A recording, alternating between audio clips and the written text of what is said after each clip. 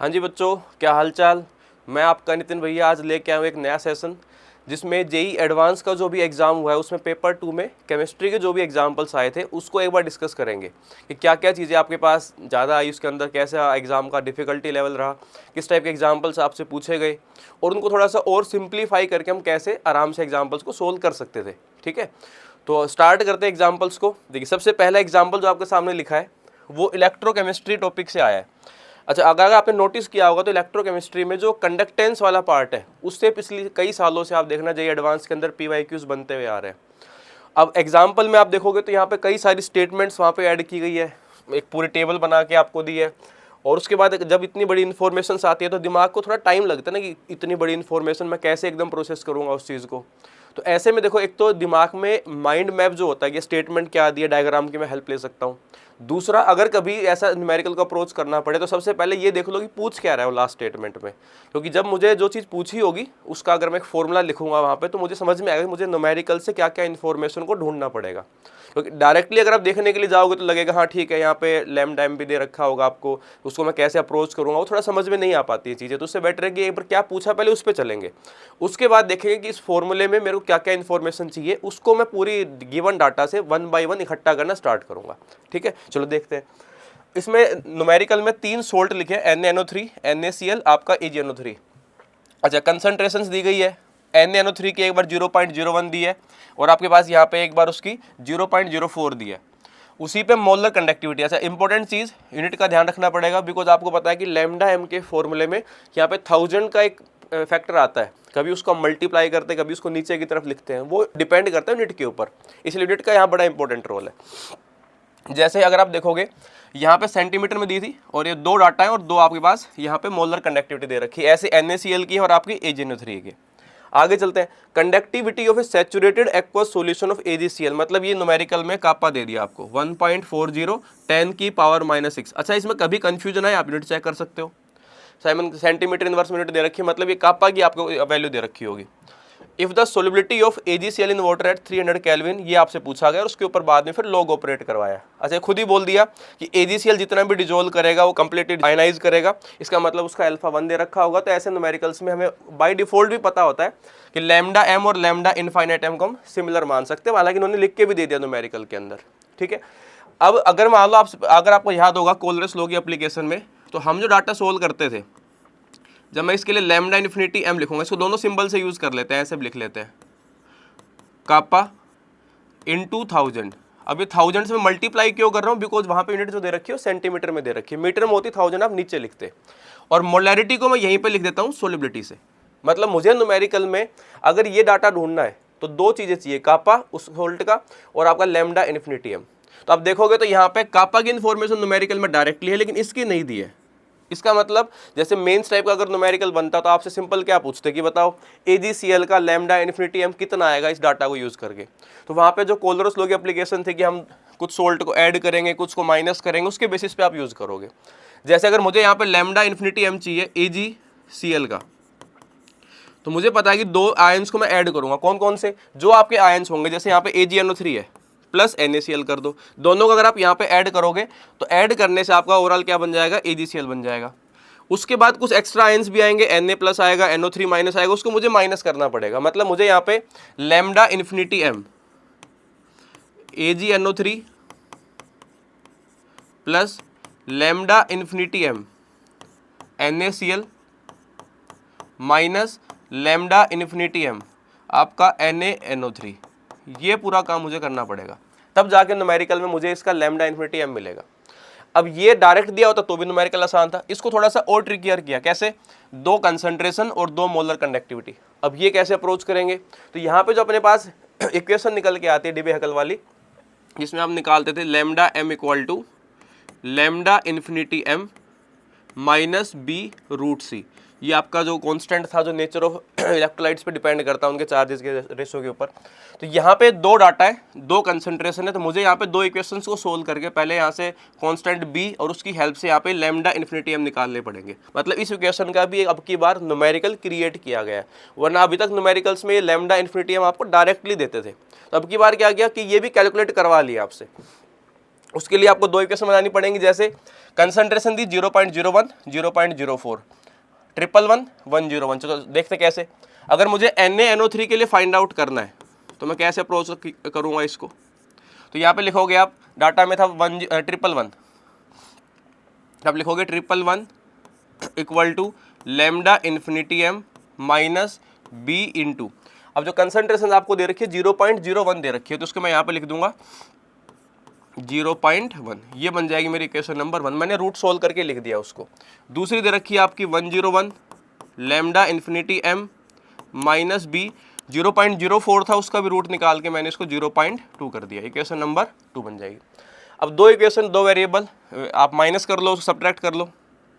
अगर इसको माइनस कर देता हूँ मैं यहाँ पे, तो अगर माइनस करोगे तो ये वैल्यू बन जाएगी आपकी -10 इक्वल टू, यहाँ पे आ जाएगा आपको 0.1 करोगे तो नेगेटिव में b इंटू 0.1। ठीक है, यहाँ से अगर b की वैल्यू निकालोगे तो 10/0.1, ये बन जाएगा आपका 100। उसके बाद अगर आप वैल्यूज पुट करते हो वहाँ पे, तो 111 किसी भी एक वैल्यू में पुट कर लो आप, lambda infinity m minus 100 into 0.1, तो यहाँ से 111 equal to lambda infinity m minus 10 बन जाएगा, और यहाँ से मेरे पास लैम्डा इन्फिनिटी m आ जाएगा इसका 121। मतलब यहाँ पे उस गिवन डाटा को यूज़ करके मैंने NaNO3 के लिए लैम्डा इन्फिनिटी m को निकाल लिया। अब यही सेम काम आपको यहाँ पे तीनों कंपाउंड्स के लिए करना है, NaCl के लिए भी करना है और आपको सिल्वर नाइट्रेट के लिए भी करना पड़ेगा। जब वो तीनों वैल्यूज़ आ जाएंगी तो मैं न्यूमेरिकल में यहाँ पुट करूँगा, और फिर मैं यहाँ पे AgCl का लैम्डा इन्फिनिटी m निकालूंगा, और उसके बाद यहाँ पे अपने न्यूमेरिकल में पुट करके वहाँ पे सोलिबिलिटी का जो आंसर आएगा वो निकाल लूँगा। अब इसी तरीके से आप इसको आगे अप्रोच करोगे न्यूमेरिकल को, तो जो आपका लैम्डा इन्फिनिटी m आएगा, जैसे यहाँ पे कंपाउंड जो बाकी थे NaCl और आपका AgNO3, उसके लिए भी आप वैल्यू निकाल सकते हो, और लैम्डा इन्फिनिटी m आप यहाँ पे AgNO3 के लिए भी निकाल सकते हो। ठीक है, ये वैल्यूज भी हम यहाँ पे दो दो इक्वेशन मान के b की हेल्प से सोल्व कर लेंगे, और यहाँ पे दोनों वैल्यूज को आप निकाल लोगे। तो एक बार अगर मैं इन वैल्यूज को डायरेक्टली लिखता हूँ तो ये वैल्यूज जो मेरे पास निकल के आती है, ये वैल्यूज निकल के आएंगी आपका जो NaCl आएगा, NaCl के लिए आता है 127, और यहाँ पे जो AgNO3 आता है, AgNO3 के लिए वैल्यू निकल के आएगी आपकी 134। ये आप भी कैलकुलेट कर सकते हो, वो ज़्यादा टाइम कंज्यूमिंग होगा, तो इसलिए मैंने डायरेक्ट वैल्यूज लिख दी है। यहाँ से आप पहले निकालोगे लैम्डा, जो अपने पीछे सोल्व किया था, इसकी वैल्यू निकालोगे। AgNO3 आपको दे रखा 134, तो ये 134 लिखेंगे यहाँ पे, प्लस NaCl आपने निकाला 127 माइनस, और ये आपके पास बन जाएगा यहाँ पे जो हमने निकाला था 121। ये वैल्यू सोल्व करने के बाद आपका ये आ जाएगा 140 साइमंस सेंटीमीटर की पावर 2 और आपका मोल इनवर्स। ये आपका लैम्डा इन्फिनिटी m आएगा AgCl के लिए। अब न्यूमेरिकल में सिर्फ आपके पास यही लास्ट में वैल्यू निकालनी बची है, तो यहाँ पे हम पुट कर देंगे इसको 140 इक्वल टू कापा आपको दे रखा है 1.40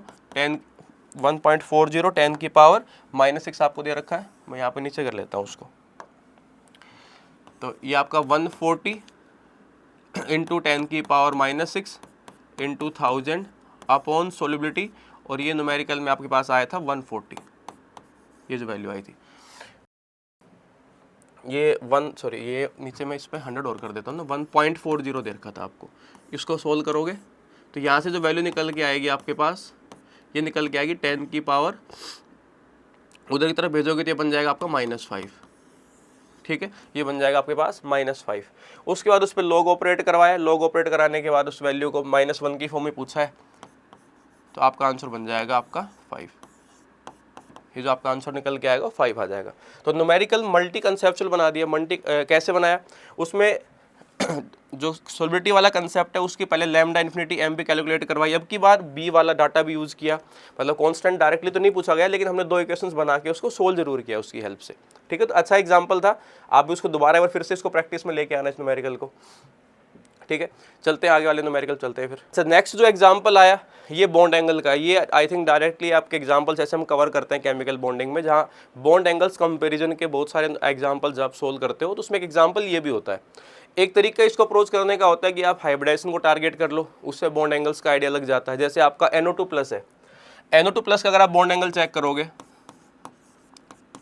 तो पहले इसकी जो हाइब्रिडाइजेशन निकल के आएगी वो sp हाइब्रिडाइजेशन निकल के आएगी। कैसे निकालते थे, स्टेरिक नंबर निकाल के।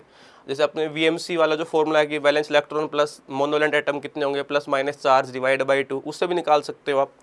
तो ये sp हाइब्रिडेशन आएगी तो बॉन्ड एंगल जो बनेगा इसका बनेगा 180 डिग्री का, ठीक है। सेकंड एग्जांपल में यहाँ पे जैसे दे रखा है NO2।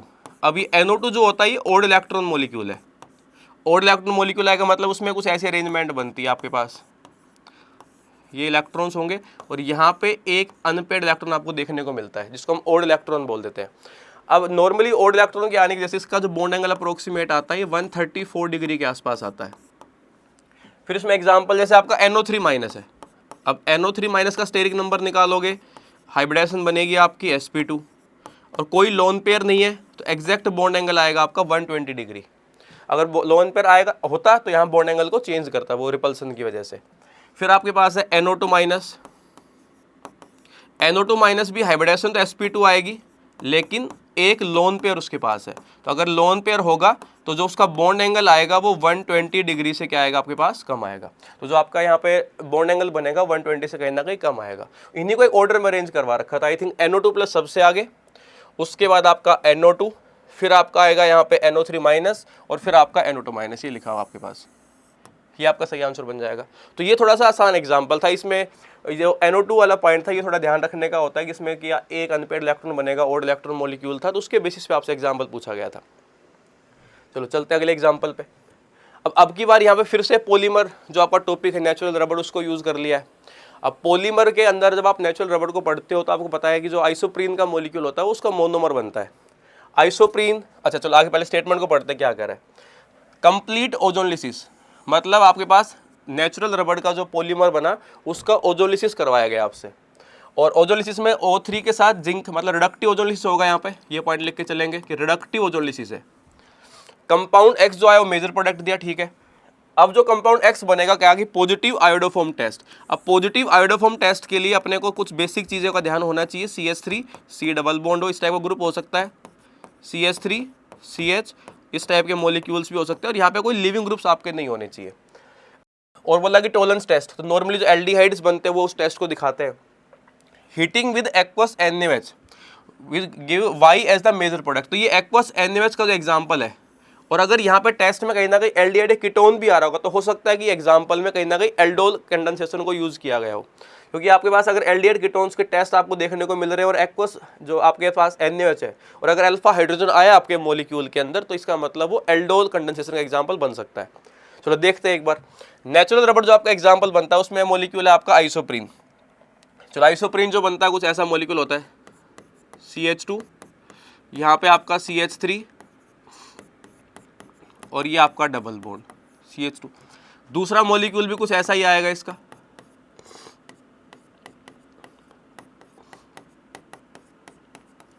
जो इनकी पॉलीमर चेन बनती है वो कुछ ऐसे कनेक्ट होती है। ये आ जाएगा आपका CH3, ये बेसिकली पाई बॉन्ड की शिफ्टिंग होती है। पाई बॉन्ड यहाँ पे आपका शिफ्ट होगा, ये पाई बॉन्ड इधर की तरफ बॉन्ड बनाने के लिए जाएगा। ये आपका CH2, इनके बीच में एक नया बॉन्ड बन जाएगा, फिर ये बॉन्ड इधर शिफ्ट होगा CH, और ये आपका CH2। इस टाइप से एक पूरी चेन आपके पास चलती जाएगी। देखो पूरी चेन को ड्रॉ करने का मतलब नहीं, हमने उसका एक छोटा सा पार्ट ड्रॉ किया है। जो पूरी रबड़ की चेन बनेगी उसका हमने छोटा पार्ट बाहर निकाला ताकि जो रिएक्शंस मुझे लिख के दी मैं उसको इम्प्लीमेंट कर पाऊँ। जैसे आपको बोल दिया कि इसका ओजोलिसिस करा रहा है रिडक्टिव, तो ओजोलिसिस का मतलब तो फिर यहाँ पे इस बॉन्ड को तोड़ना जाएगा, इसको भी तोड़ सकते हो आप। तो ओजोलिसिस जो आपका प्रोडक्ट बनेगा उसमें आपका एल्डिहाइड ग्रुप आएगा यहाँ पे, ये आपका CH2 group as it is, CH2 group as it is, ये आपका डबल बॉन्ड हो और ये आपका CH3।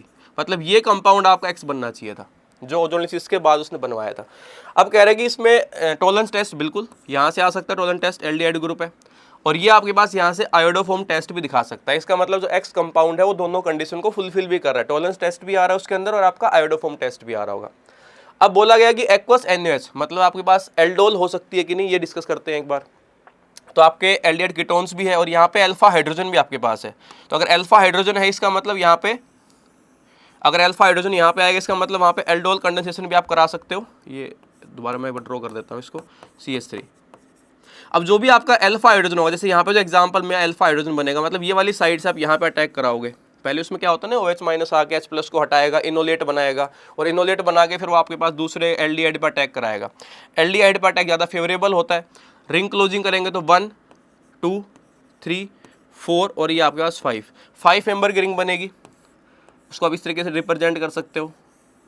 ये आपका डबल बॉन्ड O आएगा, यहाँ पे नंबरिंग कर देता हूँ, इसको नंबर 5 बोल दिया, ये 4, ये 3, ये 2 और ये आपने यहाँ पे नंबर 1 बोल दिया। और 2 पे आपके पास यहाँ पे एक डबल बॉन्ड O ग्रुप भी है, ठीक है। और यहाँ पे जो 5 में बना होगा, क्योंकि अटैक के बाद, एक सेकेंड,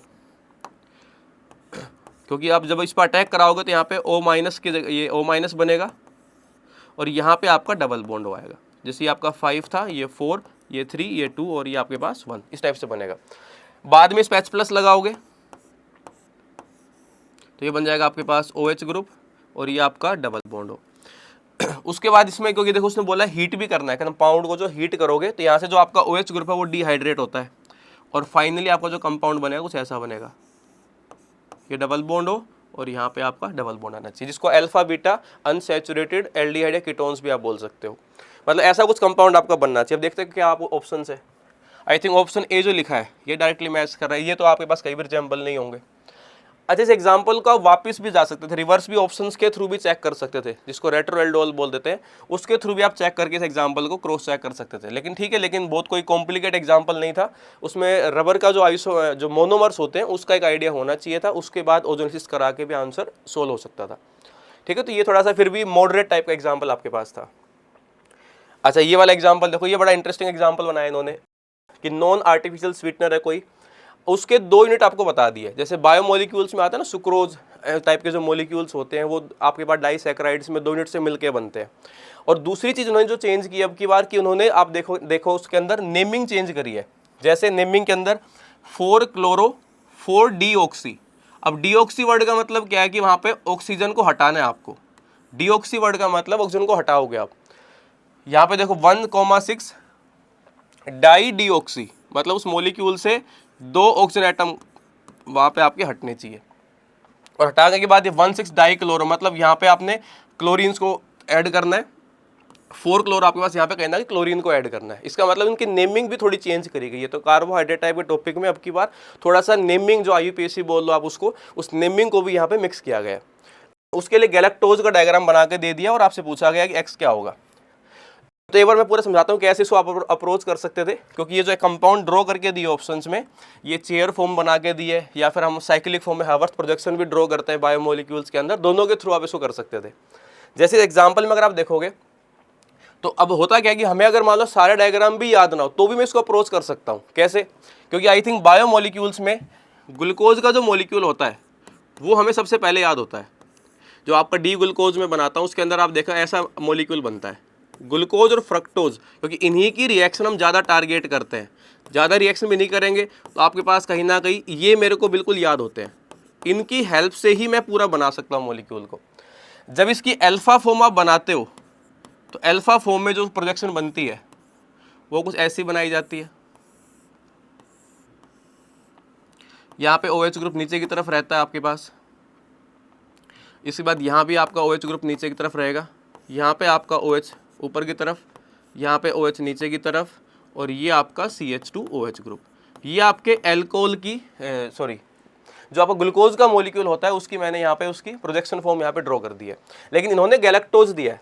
अब गैलेक्टोज में सिर्फ ये वाली जो साइट होती है ना ये चेंज होती है, इसमें OH ग्रुप की जो पोजीशन होती है वो आपके पास चेंज होती है एज कम्पेयर टू ग्लूकोज। इसका मतलब मुझे क्या करना है इसके अंदर, ये जो एग्जाम्पल यहाँ पे दिया था ग्लूकोज का, मैं इसी को बेसिकली मॉडिफाई कर लूँगा और यहाँ पे लगा दूंगा OH ग्रुप। पहली बात तो अब उन्होंने एक चीज़ इसमें और भी ऐड करी है, डीऑक्सी, मतलब उस O को हटाओ, 4 पे लिखा ना 4 डीऑक्सी, मतलब 4 साइड पे जो आपका O ग्रुप होगा उसको हटाओ, वहाँ पे क्लोरीन लगाओ।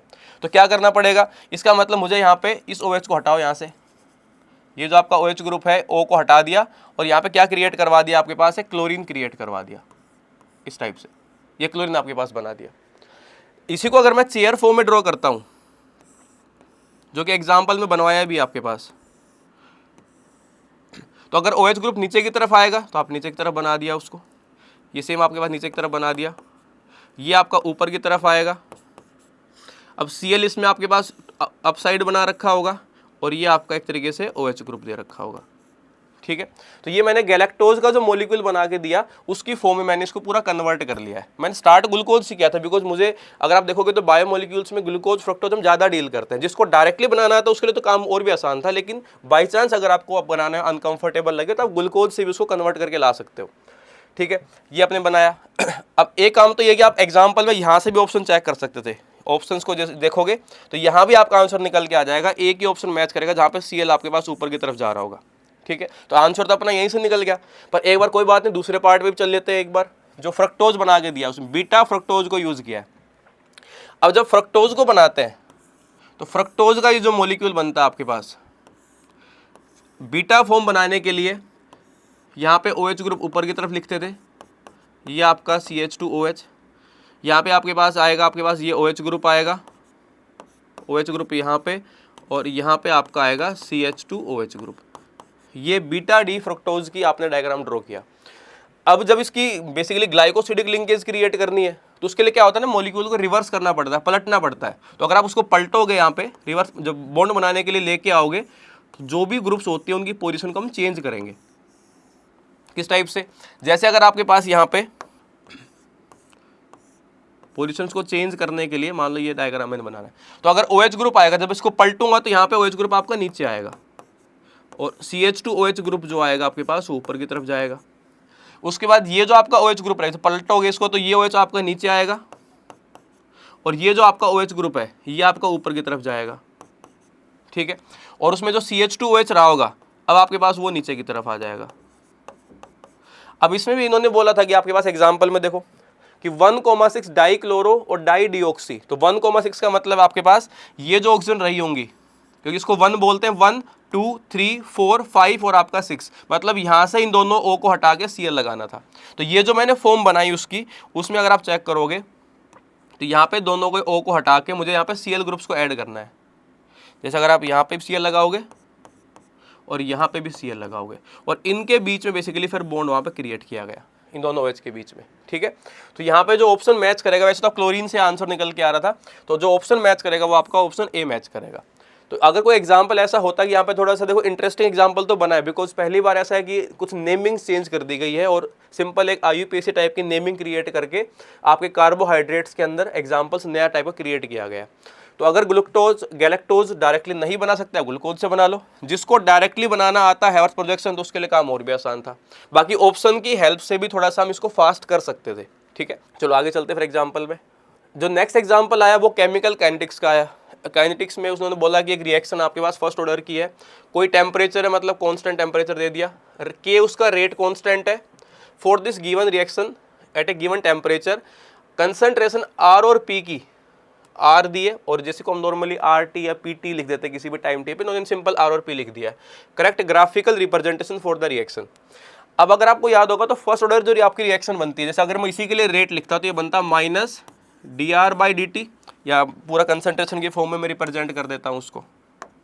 जैसे ये बन जाता minus concentration of R upon dt, concentration में चेंज कितना आएगा आपके पास P का, और ये बन जाएगा आपके पास K into concentration of R।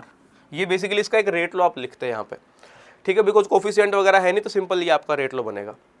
अब पहला देखो, अगर इसमें कुछ ग्राफ्स आपसे पूछे कि प्रोडक्ट कंसंट्रेशन कैसे चेंज होगी, आपका dR/dt वर्सेस R का ग्राफ पूछा है, dP/dt वर्सेस T का ग्राफ और K versus T। I think ये जो ऑप्शन है ये डायरेक्टली समझ में आता है कि आपके पास T यहाँ पे टाइम को रिप्रेजेंट कर रहा होगा, तो जो रेट कांस्टेंट होता है मेनली टेम्परेचर डिपेंडेंट होता है, या फिर जो कैटलिस्ट आते हैं वो उसको चेंज करते हैं। इसका मतलब ये तो डायरेक्टली समझ में आ रहा है कि कांस्टेंट होना चाहिए। इन तीन को हमें चेक करना है। अब अगर आप कभी भी देखोगे प्रोडक्ट की जो कंसंट्रेशन होती है कि ओवर द टाइम कंटेनर में जब रिएक्शन स्टार्ट करते हैं तो रिएक्टेंट की अमाउंट घट रही होती है और जो आपका प्रोडक्ट होता है उसकी अमाउंट बढ़ रही होती है, लेकिन कभी ना कभी तक लिमिट तक पहुंचेगी वो, क्योंकि कोफिशिएंट भी देखोगे तो 1 ही है। ऐसा तो है नहीं कि इंक्रीज ही होती चली जाएगी, कोई तो लिमिट पे आएगी वो। तो ये जो ग्राफ का नेचर बना होगा ये तो गलत बनेगा, बिकॉज ये कॉन्स्टेंटली इंक्रीज ही करती जा रही है। जो रियलिटी में ग्राफ टाइप का बनता है कुछ ऐसा टाइप का बनता है, आपके पास एक वैल्यू एक टाइम के बाद कॉन्स्टेंट टाइप की आपकी हो जाएगी। तो ग्राफ कुछ ऐसा होना चाहिए था, ये वाला ग्राफ तो गलत बना के दिया है। अच्छा, dR/dt का ग्राफ, यहाँ पे जो इक्वेशन आ रही है वो -dR/dt है। तो अगर मुझे यहाँ पे जो रिक्वायर्ड ग्राफ दे रखा होगा, अगर मुझे वो क्रिएट करना है तो माइनस को यहाँ भेज दो, -K × R। अब ये मैंने y पे प्लॉट किया, इसको मैंने यहाँ पे ले रखा है x प्लॉट कर रखा होगा, तो क्लियर हो रहा है कि स्लोप जो आएगा वो आपके पास नेगेटिव आना चाहिए, लेकिन यहाँ तो पॉजिटिव दे रखा है, मतलब ये गलत बनेगा। एक ये देखो फिर dp/dt, अब अगर dp/dt को आप देखोगे यहाँ पे, तो dp/dt में आपके रेट लॉ में आ रहा है k इंटू आर। अब r को मैं ऐसा लिख सकता हूँ r0 e⁻−kt, जो आपकी कंसंट्रेशन आएगी, जो r की जो कंसंट्रेशन होती है टाइम के साथ फर्स्ट ऑर्डर में हम ऐसे निकाल सकते हैं उसको, कि आपके पास रिएक्टेंट है वो कितना कुछ बचा होगा उसे डिसाइड करते हो। मतलब यहाँ पे जो एक्सपोनेंशियली जो वैल्यू आती है कहीं ना कहीं पहली बात तो वो होनी चाहिए, इन्होंने भी एक्सपोनेंशियली बना के दी है। अब दूसरी चीज़ वो डिक्रीज भी करती जाएगी, बिकॉज रेट भाई आप देखो कंसंट्रेशन अगर डिक्रीज कराओगे तो चाहे वो आर के रिस्पेक्ट में हो या पी के रिस्पेक्ट में हो, रेट तो आपकी फॉर्मेशन या अपीयरेंस डिसअपीयरेंस दोनों ही क्या करेंगे, डिक्रीज करती जाएंगी। इसका मतलब एक्सपोनेंशियल तरीके से ये ग्राफ भी आपका सही बनेगा। तो जो आपका सी और डी ऑप्शन है वो सही है, ए और बी जो आपके ऑप्शन बनेंगे वो गलत बनेंगे।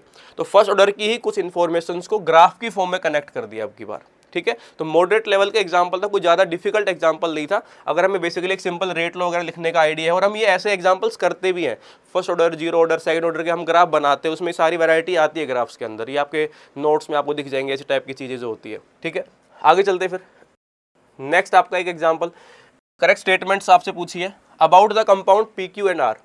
अब आई थिंक ये आपको याद होगा, ये पी ब्लॉक में जब ग्रुप 18 आप पढ़ते हो तो उसमें डायरेक्ट रिएक्शंस आपकी जिनोन की, और जो जिनोन के फ्लोराइड्स वगैरह बनते हैं उनके डायरेक्ट आपकी रिएक्शंस होती है। उसमें ये रेशो भी बड़ा इंपॉर्टेंट होता है कि अगर 1:5 आपको दिया कंपाउंड कुछ अलग बनता है, तो यहाँ पे अगर रेशो चेंज करता हूँ तो कंपाउंड कुछ और आएंगे। लेकिन ये तो बड़ी फिक्स रिएक्शन है आपकी, आपका कंपाउंड जो बनता है वो HCF4 बनता है, मतलब जो पी कंपाउंड बनेगा वो ये बनेगा। O2F2, O2 गैस यहाँ से हट जाएगी, 2 फ्लोरीन यहाँ पे एक्स्ट्रा आप ऐड करते हो, वो बनेगा आपका HCF6। तो ये कंपाउंड HCF4, ये आपका HCF6। अब दूसरा इसकी हाइड्रोलिसिस। अब हाइड्रोलिसिस में आपको पता है कई वैरायटी बनती है, यहाँ पे कंप्लीट है तो कंपाउंड कुछ अलग बनेगा, पार्शियल में कंपाउंड्स आपके अलग बन जाते हैं, XCO2F2, XCOF4 इस टाइप के कंपाउंड्स भी बनते हैं। तो यहाँ पे कंप्लीट कराइए, और कंप्लीट हाइड्रोलिसिस में आपका इस टाइप का मोलिक्यूल आपके पास बनता है। तो ये पहली बात है, कंपाउंड मैंने आइडेंटिफाई कर लिए PQR टाइप के। अब इसमें कुछ इन्फॉर्मेशन आपसे पूछी गई, जैसे ऑप्शन ए दिया है P has 2 lone pairs of electron on the central atom. चलो चेक करते हैं उसको। HCF4 का स्टेरिक नंबर कितना निकल के आएगा भाई, आपके पास 8 है plus 4 divide by 2, 4 side atom, इसका मतलब हाँ बिल्कुल उसके पास 2 आपके लोन पेयर होंगे, बिल्कुल सेंट्रल एटम पे जो आएंगे आपके पास वो 2 लोन पेयर निकल के आएंगे, 2 लोन पेयर। और कुछ ऐसा मॉलिक्यूल आपको देखने को मिलता है, एक लोन पेयर, इनमें लोन पेयर को हम अपोजिट साइड में रख देते हैं, प्लेनर टाइप का ये मॉलिक्यूल बनता है, ठीक है। इस टाइप का मॉलिक्यूल आपका बनेगा। इसके अलावा डायपोल मोमेंट भी आप चेक कर सकते हो उस वेक्टर्स के थ्रू। इसके बाद सेकंड पूछा कि क्यों एज ए परफेक्ट ऑक्टाहेड्रल, नहीं इसकी जो ज्योमेट्री बनती है, पहली बात तो इसकी हाइब्रिडेशन जो बनती है, स्टेरिक नंबर 7 आता है sp3d3, उस लोन पेयर की वजह से वो डिस्टोर्टेड ज्योमेट्री बनती है इसकी, डिस्टोर्टेड ऑक्टाहेड्रल बोलते हैं इसको। वो जो लोन पेयर है ना उसका जो मूवमेंट करता रहता है, वो एक फेस के थ्रू अपनी डेविएशंस क्रिएट करता रहता है, तो ज्योमेट्री को डिस्टोर्ट करता रहता है वो, तो वो आपकी परफेक्ट नहीं आएगी, वो डिस्टोर्टेड आएगी। अब ये आप अगर देखोगे पी ब्लॉक के एनसीईआरटी में डायरेक्ट ये लाइनों में लिखी गई हैं चीज़ें कि इसकी ज्योमेट्री जो होती है वो परफेक्ट आपके पास ना होकर डिस्टोर्टेड बन जाती है। उसमें लोन पेयर, क्योंकि उसकी शेप वगैरह वहाँ बना के दे रखी है, उस पर लोन पेयर का डायग्राम भी बना के उसमें दिखता है लोन पेयर वहाँ पे, तो वो सारी एनसीईआरटी से ही एग्जाम्पल्स बनाए गए हैं पूरे। तो इसका मतलब ये सही है, ये गलत।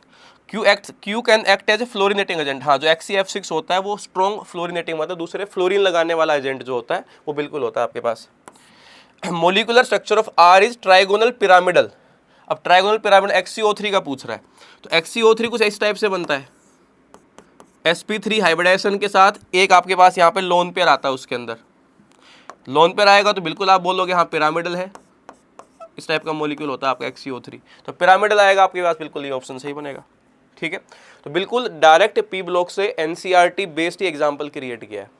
तो आसान एग्जाम्पल था, वो ज़्यादा डिफिकल्ट एग्जाम्पल नहीं था। हाँ ये इसमें एक इंपॉर्टेंट चीज़ थी कि अगर ये रेशो वाला पॉइंट आपको नहीं पता होगा तो फिर इसको आप अटेम्प्ट नहीं कर पाओगे। तो अगर आपने अच्छे से एनसीईआरटी को पढ़ा होगा, जो आपको बोला भी जाता है बार बार कि इवन एडवांस के लिए भी आप एनसीईआरटी को जरूर फॉलो करो, उसके ही लाइनें देखो आपके सामने बन के आई है एग्जाम्पल्स में, ठीक है। चलते हैं आगे। नेक्स्ट एग्जाम्पल आपका पीरियोडिक प्रॉपर्टीज एस ब्लॉक, सबको थोड़ा मिक्सिंग सा कर लिया उन्होंने एग्जाम्पल में। जो आपका ऑप्शन ए दिया है, स्टेटमेंट पूछिए कि सही है गलत। Second ionization enthalpy of carbon atom is less than that of boron atom. चलो चेक करते हैं। कार्बन और आपके पास बोरोन, कार्बन की जो कॉन्फ़िगरेशन 1s2 2s2 और ये आपका 2p2, 1s2 2s2 और ये आपका 2p1। अगर मैं एक इलेक्ट्रॉन यहाँ से निकाल देता हूँ जिसको मैं बोलता हूँ फर्स्ट आयनाइजेशन एनर्जी, तो ये बनना चाहिए 1s2 2s2 और आपका 2p1। जब यहाँ से इलेक्ट्रॉन को निकालोगे आप तो ये बन जाएगा 1s2 2s2। अब इसने पूछा सेकंड के ऊपर, मतलब अब इलेक्ट्रॉन जो निकालना होगा वो यहाँ से और यहाँ से निकालना है। तो आई थिंक हमें क्लियरली समझ में आ रहा है कि ये जो कॉन्फ़िगरेशन बने कहीं ना कहीं स्टेबल ज़्यादा बनेगी, ज़्यादा स्टेबल बनेगी। या फिर ऐसे बोलोगे इलेक्ट्रॉन को 2s से निकालना है, यहाँ पे इलेक्ट्रॉन को 2p से निकालना है। 2s न्यूक्लियस ज़्यादा क्लोज होगी, जिसको एनसीईआरटी में अगर आप देखोगे पीरियोडिक प्रॉपर्टीज़ में पेनिट्रेशन पावर से भी कंपेयर किया गया है। इसका मतलब आपके पास कहीं ना कहीं यहाँ पे एनर्जी आपको ज़्यादा देनी पड़ेगी, यहाँ पे एनर्जी आपके पास कम आएगी, तो यहाँ पे एनर्जी क्या होगी आपकी ज़्यादा लगेगी। Option B, increasing order of ionic radii aluminium +3 Mg+2 Na+। सारे जितने भी आयन्स यहाँ पे लिखे हैं आपके पास, ये कौन से होंगे? आइसोइलेक्ट्रॉनिक। और आइसोइलेक्ट्रॉनिक में जितना पॉजिटिव चार्ज इंक्रीज करते जाते हो साइज आपका डिक्रीज करता जाएगा, जितना नेगेटिव चार्ज बढ़ाओगे साइज आपके पास इंक्रीज करता जाएगा। ठीक है, इसका मतलब यहाँ पे ये ऑर्डर सही है। और कार्बन एटम की आपके पास कम है बोरोन से, वो भी ठीक है। Under identical conditions density of potassium metal is more than density of sodium atom, ये गलत है। ये एस ब्लॉक की स्टेटमेंट है।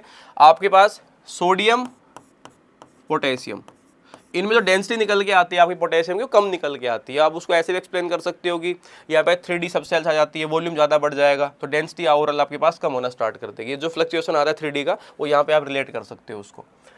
HS bond is weaker then F और F बॉन्ड। अब फ्लोरीन देखो है तो टेबल का सबसे बदमाश एलिमेंट, बदमाश इन द सेंस की मोस्ट इलेक्ट्रोनेगेटिव एलिमेंट है, लेकिन छोटा साइज का एलिमेंट है और उसके पास लोन पेयर्स बहुत सारे हैं। तो लोन पेयर रिपल्सन की वजह से आपके पास कहीं ना कहीं ये बॉन्ड जल्दी टूट सकता है। इसका मतलब ये जो बॉन्ड आएगा, जो स्टेटमेंट में HS बॉन्ड वीक बोला गया, वो उल्टा होना चाहिए। HS बॉन्ड आपका ज़्यादा स्ट्रॉन्ग माना जाएगा as compare to fluorine bond. ठीक है, तो इसमें आपके पास सिंपल एस ब्लॉक को थोड़ा सा यूज़ किया है और आपकी पीरियोडिक प्रॉपर्टीज बेस एग्जांपल एक ये बना के दिए, जिसमें बॉन्ड एनर्जी वगैरह कंपेयर करा लिए। तो रिलेटिवली आसान एग्जांपल माना जा सकता है, जल्दी अटैम्प्ट हो सकता था। फिर यहाँ पे ऑर्गेनिक का एग्जांपल क्रिएट किया। In the following reaction sequence PQSNT major product आपसे पूछे हैं। तो पहले देखो फिर से वही कि पहले रिएक्शंस कुछ करवाई गई है, रिएक्शन कराने के बाद कंपाउंड्स पे कुछ इन्फॉर्मेशन, कुछ टेस्ट वगैरह आपसे पूछे गए। तो ऐसा एग्जाम्पल जब आए तो ऑप्शन तो बाद में जाएंगे, पहले मुझे सारी रिएक्शंस क्रिएट करनी पड़ेंगी। अच्छा, रिएक्शन में आप देखो कि हर बार जो एग्जाम में पूछ रहे होते हैं, जैसे अगर आपको यहाँ पे जो रिएक्शन दिखेगी क्यूमीन से आपके फिनोल की preparation, I think most important है, हर बार इंपॉर्टेंट करवा के आपको बताई जाती है कि ये सबसे इंपॉर्टेंट रिएक्शन है, बार बार एग्जाम में टारगेट होती है। एनसीईआरटी में भी डायरेक्ट दी गई, लेकिन एडवांस के अंदर भी कई बार पूछी गई है रिएक्शन। और यहाँ पे NH2, ये आई थिंक ये ग्रुप आपको समझ में आ रहा होगा। जो NH2 की रिएक्टिविटी को हम थोड़ा कम करवाते हैं रिंग के अंदर, ताकि उसका प्लस एम इफेक्ट जो आता है रिंग में थोड़ा सा कम हो जाए, डिक्रीज कर जाए। तो वहाँ पे जो पहला स्टेप करवाया गया है। तो पहले क्या करते हैं, बस स्टेप बाय स्टेप पूरा एग्जाम्पल सोल्व करते हैं, फिर देख लेंगे कि क्या स्टेटमेंट मेरे पास सही है। तो जहाँ पे ये जो NH2 ग्रुप दिया होगा, उस NH2 ग्रुप के बाद जो पहले ही मैं रिएक्शन करवाऊंगा एसिटाइलेशन, तो उसमें C डबल बॉन्ड और ये आपका CH3, ये मॉलिक्यूल बनता है एसिटाइलेशन में। क्योंकि जो N के लोन पर होंगे वो C डबल बॉन्ड O भी खींच रहा होगा, तो रिलेटिवली रिंग के अंदर थोड़े कम आएंगे। उसके बाद कंसंट्रेट नाइट्रिक एसिड और H2SO4 नाइट्रेटिंग मिक्सचर है, नाइट्रेशन करवाएगा। तो यहाँ पे लगा दिया हमने यहाँ पे NO2 ग्रुप। फिर यहाँ पे बोले कि अब हाइड्रोलिसिस कर दो H3O+, ये वापस से उसको हाइड्रोलाइज करने का तरीका है। जो आपके पास ये जो ग्रुप होता है एसिटाइल वाला, इसको हटाने का वो तरीका है पूरा, NH2 और ये आपका NO2। फिर कह रहे कि NaNO2HCl जो डाइजोटाइसन बना के आप N2Cl क्रिएट करते हो। आई थिंक हर बार ये एग्जांपल आता है, कहीं ना कहीं ये कंपाउंड जो यूज़ करते हैं हर बार एडवांस मेंस के अंदर आता है, मोस्ट इंपॉर्टेंट कंपाउंड है ये। तो इससे आपका बन जाता है यहाँ पे N2Cl ग्रुप, डाइजोनियम टाइप का सोल्ट जो बनता है N2Cl- और ये आपके पास यहाँ पे NO2।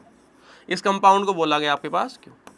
ठीक है, एक तरीके से इलेक्ट्रोफाइल है, जिसको हम कपलिंग के अंदर भी यूज करते हैं। और यहाँ पे जो NO2 ग्रुप आएगा वो पावरफुल विड्रॉइंग ग्रुप भी है, तो यहाँ पे उसकी डेंसिटी को और खींचेगा, तो और बेटर आपका इलेक्ट्रोफाइल बनेगा वो। इस पे आते हैं, ये जो कॉम्बिनेशन पूरा है ये क्यूमीन से फिनोल की प्रिपरेशन, मतलब पहले कहीं ना कहीं ये कंपाउंड जो बनाया होगा इसमें फिनोल बनता था, और वो आपको याद होगा पेरोक्साइड की हेल्प से बनता है इस टाइप से। फिर इसका हाइड्रोलिसिस कराते थे, हाइड्रोलिसिस से आपका फिनोल बनेगा यहाँ पे। इसका मैकेनिज्म भी हम डिस्कस करते हैं कि वहाँ पे O पे प्लस चार्ज बनता है, ताकि वो ना बने इसलिए आपकी रिंग माइग्रेट कर जाती है, और फिर आपका फिनोल और एक एसीटोन का मॉलिक्यूल आता है। सेकंड जो कॉम्बिनेशन दिया, आई थिंक हर बार आपको बोलते हैं कि फिनोल और aniline one of the most important compound है, इवन एडवांस हो चाहे मेंस हो। तो यहाँ पे देखो फिर से रिएक्शन यूज कर ली, CO2 कोलबे वाली रिएक्शन, तो NH यूज किया है हाइड्रोजन बॉन्डिंग की वजह से। यहाँ पे हम ऑर्थो को मेजर बना सकते हैं, ये आपके पास बनेगा।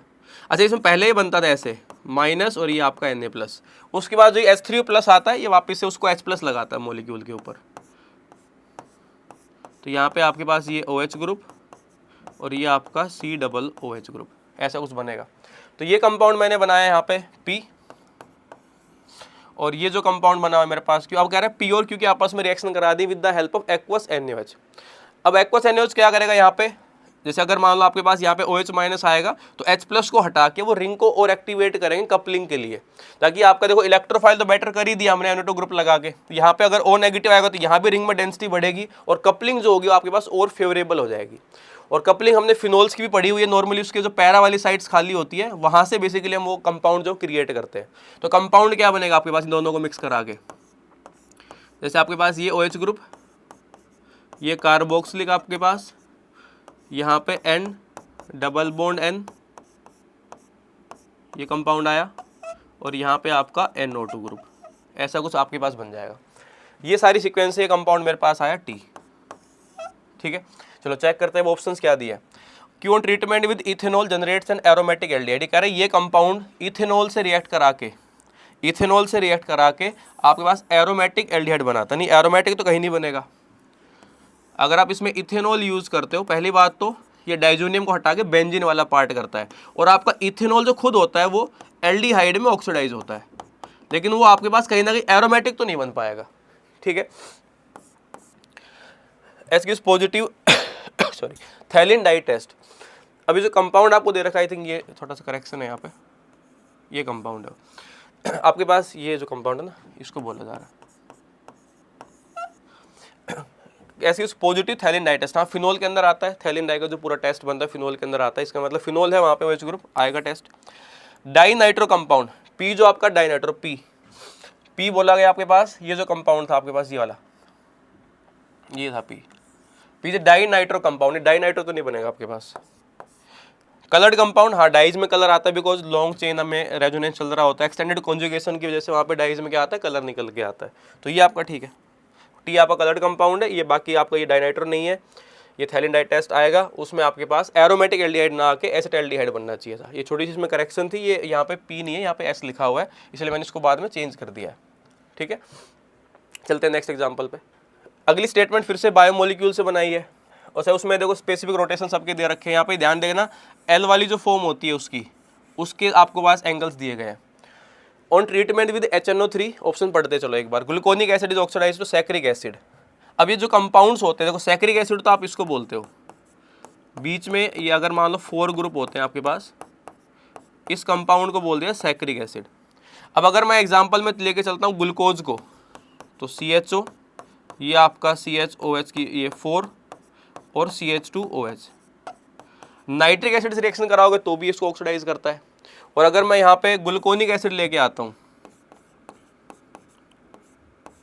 ये आपका CHOH4 और ये आपका CH2OH, इसका मतलब आपने उसने बोला है कि treat HNO3 gluconic acid is oxidise to saccharic, यहाँ तक का पार्ट ठीक है। ग्लूकोज इज नॉट ऑक्सीडाइज, मतलब ये वाला पार्ट गलत है।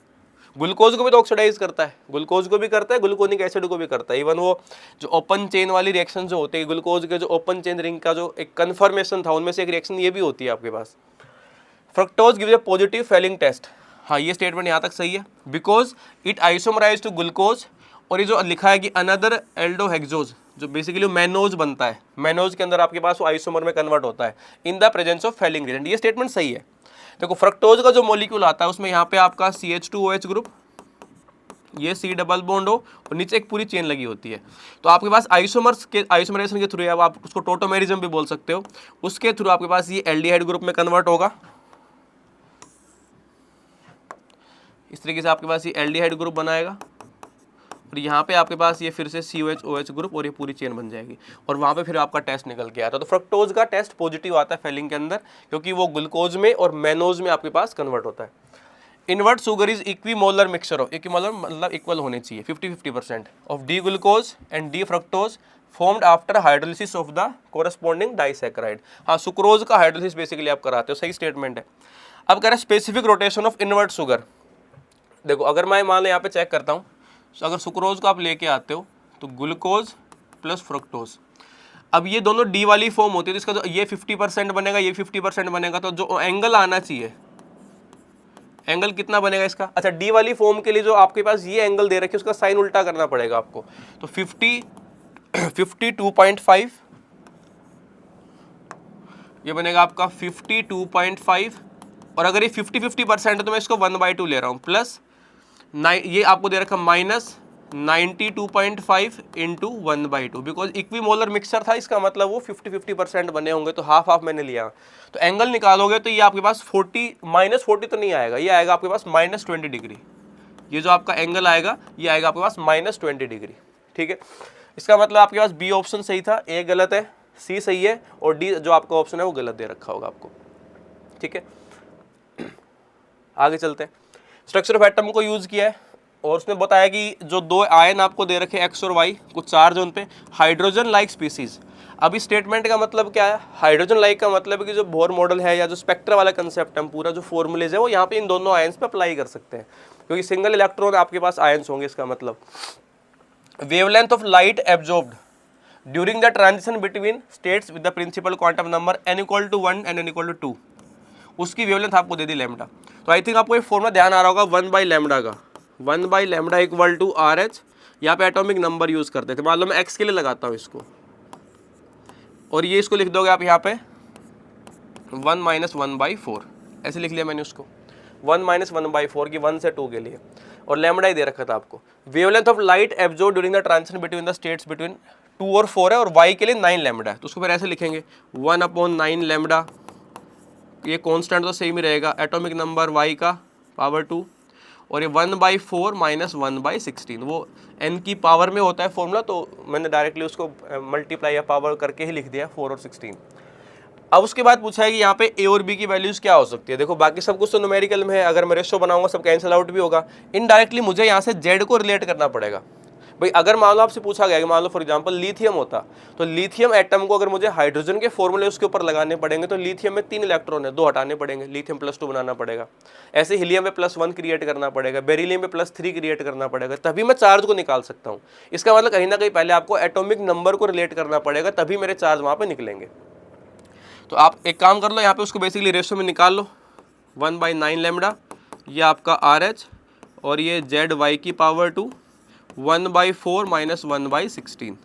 ठीक है, कैंसिल आउट करोगे, लैम्डा कैंसिल आउट हो गया, बचेगा 9, कॉन्स्टेंट आपका हट जाएगा, और ये आ जाएगा ZX⁴ अपॉन ZY⁴, और ये वैल्यू आएगी 3/4 आपकी, 3/4,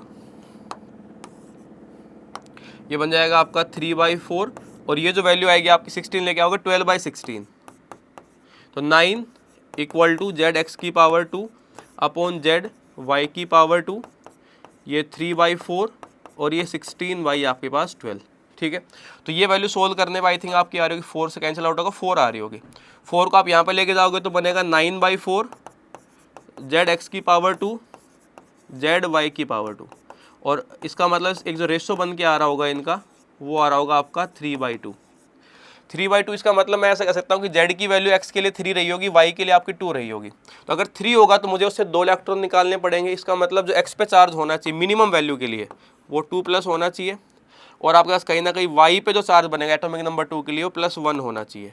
इसका मतलब A + B की जो वैल्यू निकल के आएंगी वो 2 + 1 या 3 आपके पास निकल के आएगी। तो स्पेक्ट्रल लाइन में जो हम ये एनर्जी गैप के लिए फॉर्मूले यूज़ करते हैं, मैंने उसी को यूज़ किया, डायरेक्टली n की पावर करके मैंने सोल्व कर लिया, रेशो निकाला, डायरेक्टली मैंने Z को टारगेट किया, ताकि मुझे ये पता चले कि Z अगर मुझे समझ में आएगा तो मिनिमम चार्जेस मैं निकाल सकता हूँ उसके लिए, कि कितना चार्ज क्रिएट करके हाइड्रोजन लाइक फॉर्मूले में उस पर लगा सकता हूँ। ठीक है, चलो आगे चलते फिर एग्जाम्पल में। ये आपका सरफेस केमिस्ट्री एक न्यूमेरिकल दिया है, गिवन टेम्परेचर पे 0.45 ग्राम एसिटिक एसिड है 50 ml ऑफ वाटर के अंदर। एसिटिक एसिड का मास आपको दे रखा है, 50 ml आपको H2O का वॉल्यूम दे रखा है, 1 ग्राम चारकोल के साथ उसको सेक किया है। मतलब जो ये आपके पास चारकोल ने एसिटिक एसिड को बेसिकली एडजॉर्ब किया होगा आपके पास। और बोला कि जो लास्ट में जो पीएच है वो 3.0 है। अब आपसे बोला गया कि ये इस इक्वेशन को फॉलो करता है और plot of log 10 against log constant c, ये स्ट्रेट लाइन विद स्लोप 1। तो एक काम करते हैं, पहले इसी लाइन को टैकल कर लेते हैं, उस पर बाद में भी आते हैं कि ये सारी इन्फॉर्मेशन जो दी हो कैसे यूज होगी। लेकिन एक समझ में आ रहा है कि प्लॉट जो दिख रहा है इस इक्वेशन का, इसका मतलब अगर मैं इसको ड्रॉ करता हूँ log x/m, तो ये बन जाएगा log of k plus 1/n log of c, वो a इंटू बी और फिर a की पावर b वाली प्रॉपर्टी मैंने लगाई है। अब जब इसको कंपेयर करोगे आप जब ग्राफ बनाते हैं टाइम, तो यहाँ पे जो 1/n की जो स्लोप आ रखी होगी आपके पास, कुछ ऐसा स्लोप बनेगा, और इस स्लोप जो आएगा 1/n, ये आपके पास कहीं ना कहीं स्लोप 1/n, उसकी वैल्यू 1 दे रखी है, मतलब n की वैल्यू कितनी होगी यहाँ पे 1। तो n की वैल्यू अगर 1 आती तो मतलब मेरी जो मेन इक्वेशन बननी चाहिए वो x/m और ये k और c ये बननी चाहिए। इतनी मैंने एक जो लाइन दी थी न्यूमेरिकल में उससे ये इन्फॉर्मेशन निकाली। अब आगे देखते हो, मोलर मास वगैरह सब दे रखे हैं, वैल्यू ऑफ के आपसे पूछ रहा है। अब के लिए देखो दो चीजें चाहिए, x/m, मतलब ये होता है कि पर ग्राम उसने कितना आपका सब्सटेंस एडजॉर्ब हुआ होगा, और कंसंट्रेशन जो आपके पास वहां पे लिखी हुआ हमें बेसिकली फाइनली ढूंढनी पड़ेगी। अब देखो यहाँ पे न्यूमेरिकल में क्योंकि एसिटिक एसिड आपको दिया होगा, तो एसिटिक एसिड क्या करता है, खुद से आपके पास डिकम्पोज करता है, वो वीक इलेक्ट्रोलाइट है, H+ क्रिएट करेगा। इसीलिए इस इंफॉर्मेशन को कि न्यूमेरिकल में जब वो एडजॉर्प्शन हो चुका होगा उसके बाद कितना एसिटिक एसिड आएगा, इसलिए न्यूमेरिकल में पीएच की वैल्यू दी है। तो उस पीएच की वैल्यू से मैं ये पता लगा सकता हूँ कि एसिटिक एसिड अभी फाइनल स्टेट में कितना होगा। स्टार्टिंग आपको दे रखा था, फाइनली कितना होगा वो मैं पता लगाऊंगा। उन दोनों का डिफरेंस मतलब क्या आएगा, आपके पास कितना एडजॉर्ब हुआ होगा। तो अगर यहाँ पे आप याद करोगे तो ये फॉर्मूले कुछ ऐसे बनते थे, कंसंट्रेशन ये 0 माइनस C अल्फा, ये आपका C अल्फा और ये C अल्फा। तो यहाँ पे जो आपका बनता है कि अगर मैं यहाँ पे लिखूँ, क्योंकि दोनों की पावर तो सेम ही होगी, H+ की power 2 upon concentration equal to आपका Ka। अब डाटा चेक कर लेते हैं, पीएच थी आपकी 3, K दे रखा 10 की पावर -5, तो यहाँ से कंसंट्रेशन आ सकती है, तो 10 की पावर -3 अपॉन ये 10 की पावर -5, तो 10 की पावर -6 अपॉन कंसंट्रेशन 10 की पावर -5, यहाँ से कंसंट्रेशन आएगी आपकी 0.1, जो फाइनल कंसंट्रेशन होगी वो 0.1 होगी।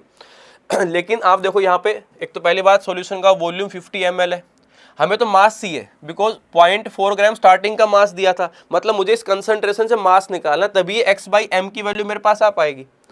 इसका मतलब अगर ये 0.1 मोलर आएगा तो पहले मैं इसको 50 ml लीटर में कन्वर्ट कर लेता हूँ, इससे मल्टीप्लाई करूंगा, तो ये बन जाएगा 0.1 इंटू 50 इंटू 10 की पावर -3 मोल्स।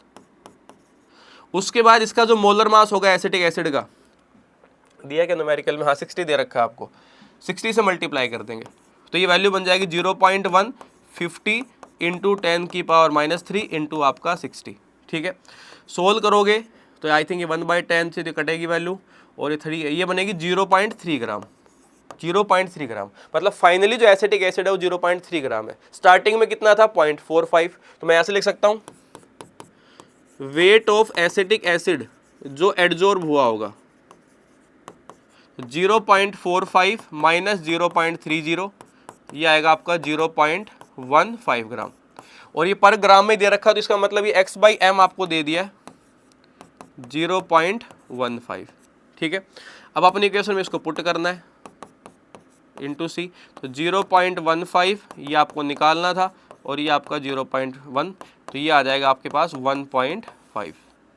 के की जो वैल्यू निकल के आएगी 1.5 आएगी। तो न्यूमेरिकल में पहले स्टार्टिंग का मास दिया, फाइनल इन्फॉर्मेशन के लिए पीएच को यूज किया, उन दोनों का हमें डिफरेंस निकालना था ताकि मुझे ये समझ में आए कि पर ग्राम चारकोल कितना एसिटिक एसिड आपका एडजॉर्ब हुआ।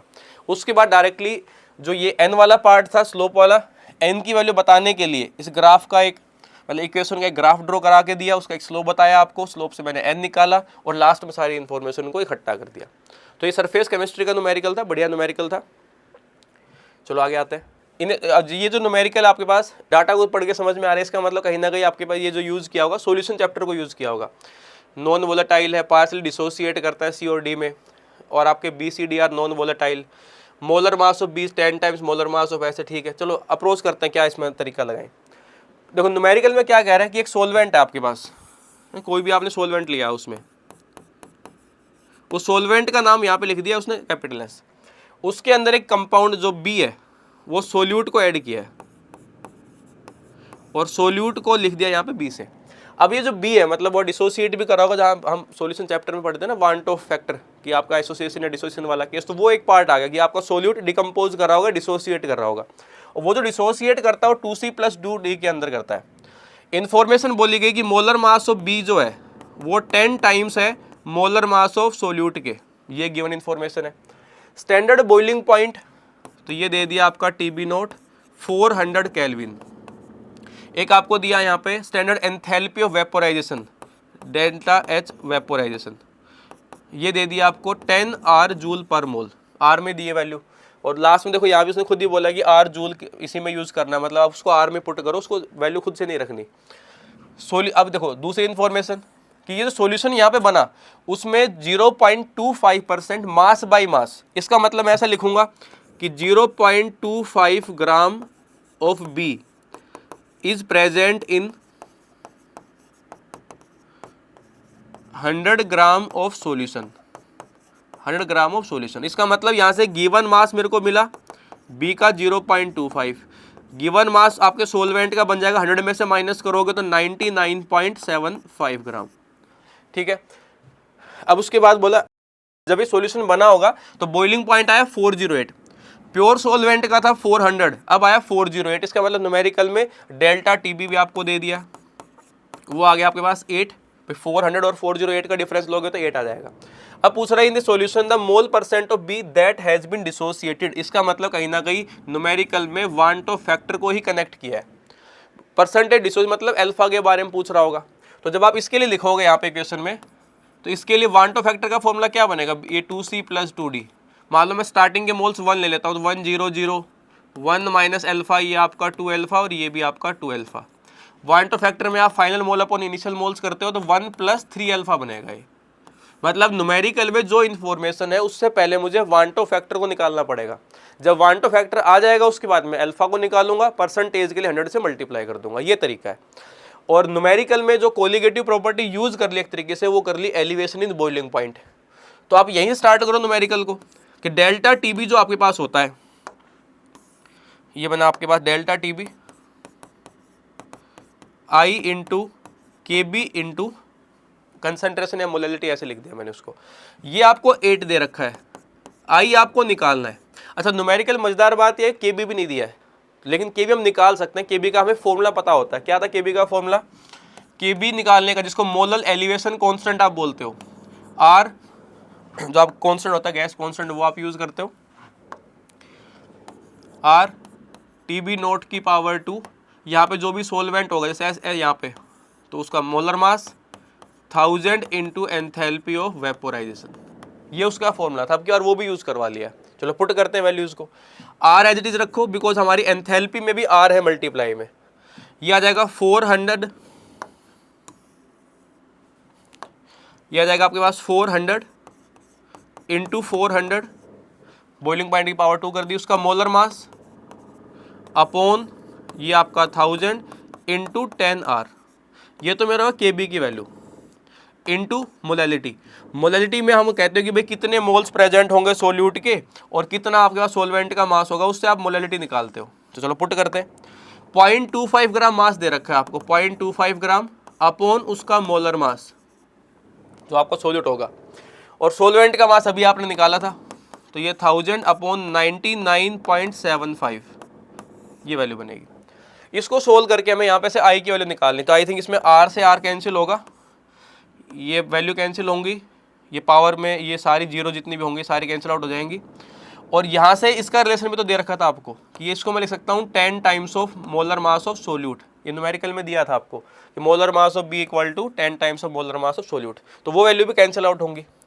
इन सबको जब आप सोल्व करोगे तो ये वैल्यू जो आएगी अप्रोक्सीमेटली ये 4 समथिंग आएगी क्लोज में, मतलब अप्रोक्सीमेटली 4 आएगी। और यहाँ से हम इसको एग्जैक्टली ये 4.01 समथिंग आती है। और अगर आप I को पूरा सोल्व करोगे, पूरा जब आप इसको कैलकुलेशन में लेके जाओगे तो I की जो वैल्यू आएगी निकल के 1.99 समथिंग आएगी, 1.99। और यहाँ से जब उसको आप पुट करोगे 1 + 3 अल्फा के बराबर 1.99, तो अल्फा की जो वैल्यू निकल के आती है अप्रोक्सीमेटली वो 0.3317 आती है। पूरी वैल्यू जब आप सोल्व करोगे अप्रोक्सीमेट में, परसेंटेज निकालना था, इसको क्या कर देंगे 100 से मल्टीप्लाई कर देंगे, तो अप्रोक्सीमेट 33.17% के आसपास बनेगा। तो न्यूमेरिकल में चलो वो तो कैलकुलेशन का पार्ट है, वो तो हम कर लेंगे, लेकिन पहले इन्फॉर्मेशन को इकट्ठा करना वो इंपॉर्टेंट था। तो ऐसे न्यूमेरिकल जब आते हैं ना, तो पहले बार यही चेक कर लो कि पहले तो पूछा गया, उसने पूछा कि लास्ट में कितना % डिसोसिएट हुआ। इतनी स्टेटमेंट पढ़ के मुझे समझ में आया कि सॉल्यूशन में कोई ना कोई कोलिगेटिव प्रॉपर्टी यूज़ की है। पहले बॉइलिंग पॉइंट था 400, अब कर दिया 408, मतलब एलिवेशन को यूज़ किया होगा। अब एलिवेशन का मैंने फॉर्मूला लगाया, जब आप फॉर्मूला लगाओगे तब दिमाग में क्लिक करेगा क्या क्या इन्फॉर्मेशन और चाहिए। केबी नहीं था तो केबी के लिए वहाँ पे बॉइलिंग पॉइंट दिया था, एंथैल्पी वेपोराइजेशन दी थी, केबी हमने निकाल लिया। मोलैलिटी के लिए फिर वहाँ पे हमने मोलर मास को यूज़ किया, सॉल्वेंट का मास, वो सब न्यूमेरिकल में दिया हुआ था। तो एक एक करके सारी इन्फॉर्मेशन इकट्ठी करी और लास्ट में उसको सोल्व कर लेंगे, कैलकुलेट कर लेंगे। ठीक है, तो बढ़िया न्यूमेरिकल था। यहाँ पे केबी को भी हमें खुद ही कैलकुलेट करना था, न्यूमेरिकल में दिया नहीं था उन्होंने। चलो आगे चलते हैं फिर। Consider the coordinating atoms of the ligands. ये कोऑर्डिनेशन कंपाउंड्स का न्यूमेरिकल दिया है। दो आपको यहाँ पे लिगेंड्स दे रखे होंगे, ये क्लोरीन होगा आपके पास, एंड जो मेरिडोनियल फेशियल फॉर्म होती है वो आपको बना के दे रखी है।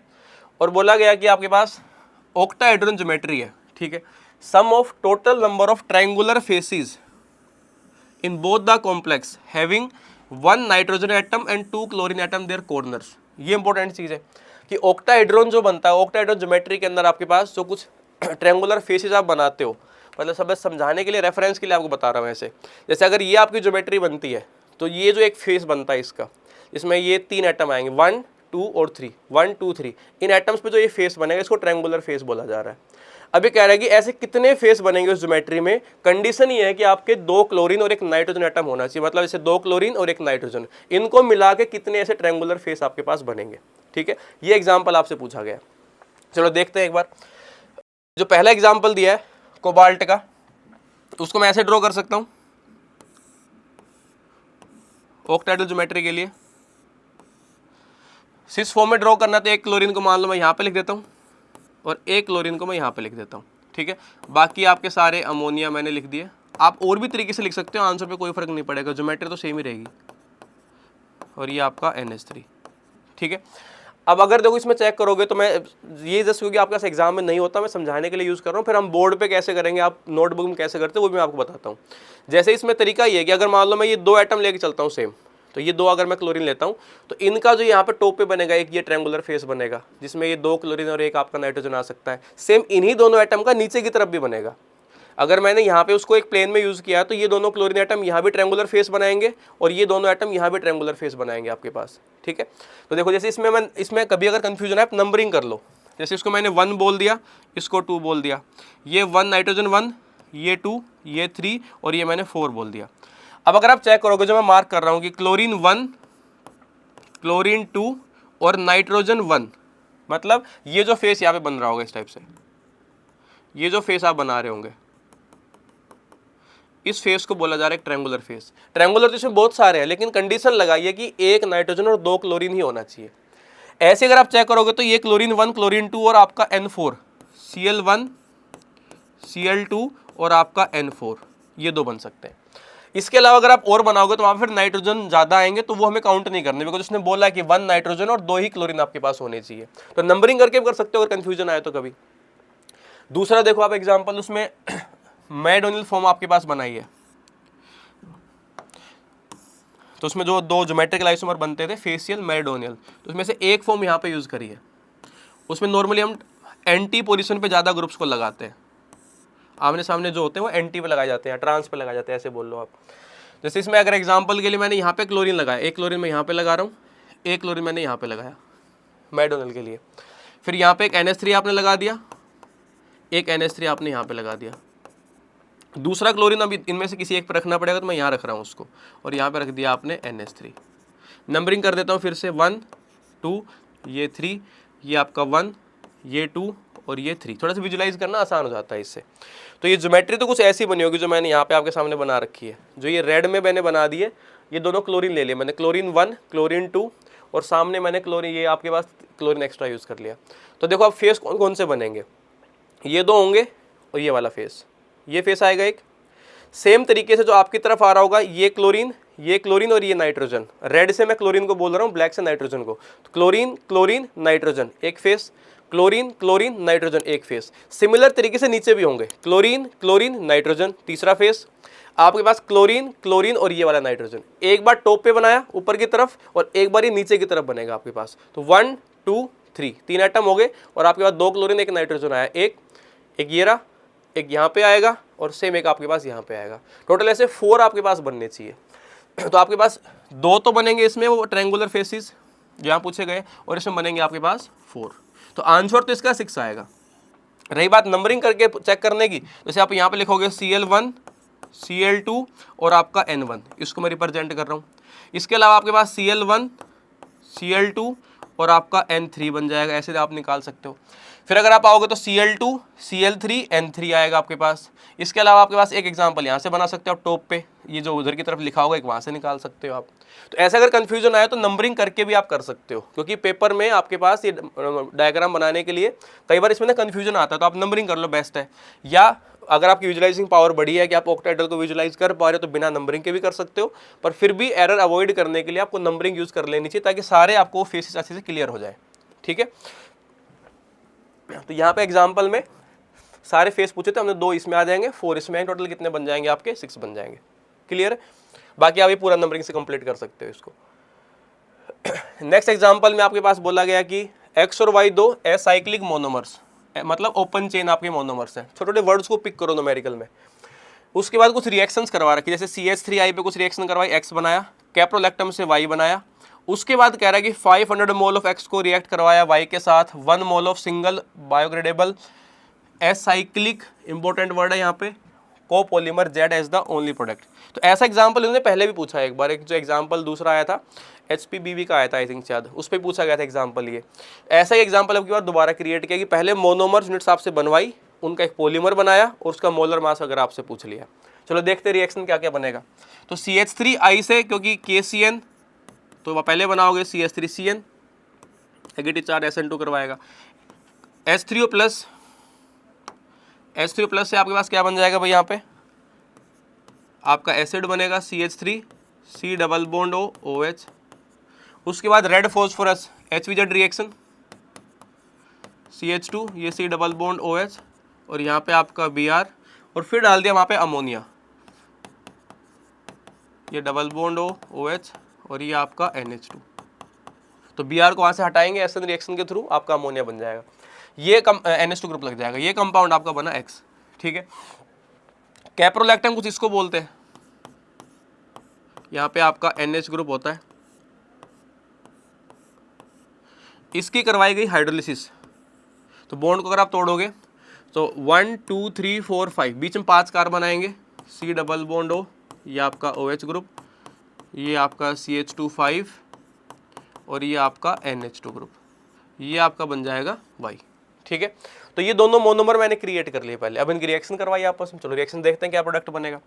अब जब इसका आइसोमर आप क्रिएट करोगे तो एक तरफ तो आपका NH ग्रुप यहाँ पे आएगा, मान लो पहले मैं X को ड्रॉ कर देता हूँ, तो यहाँ पे आएगा आपका CH2, ये C डबल बॉन्ड O, यहाँ से आपका OH ग्रुप और यहाँ का एक आपके पास यहाँ पे H ग्रुप, ये बाहर जाएंगे, कंडेंसेशन होगी उनके बीच में, आपका NH CH2 और ये आपके पास 5, उसके बाद आपका C डबल बॉन्ड O और कुछ ऐसी आपकी पूरी चेन बनती हुई जाएगी। अच्छा, लास्ट में चेन ना साइक्लिक फॉर्म में कन्वर्ट नहीं करी, ओपन चेन रखा है, ध्यान रखना, उसने लिखा है साइक्लिक वर्ड, यहाँ पे इस पे फोकस करना आप।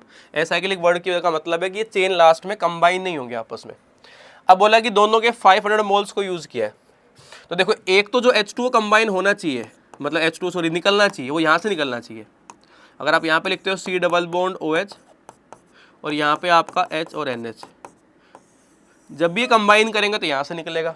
दूसरा, एक हाइड्रोजन आपका यहाँ से निकला होगा और एक OH ग्रुप आपके पास यहाँ से निकला होगा।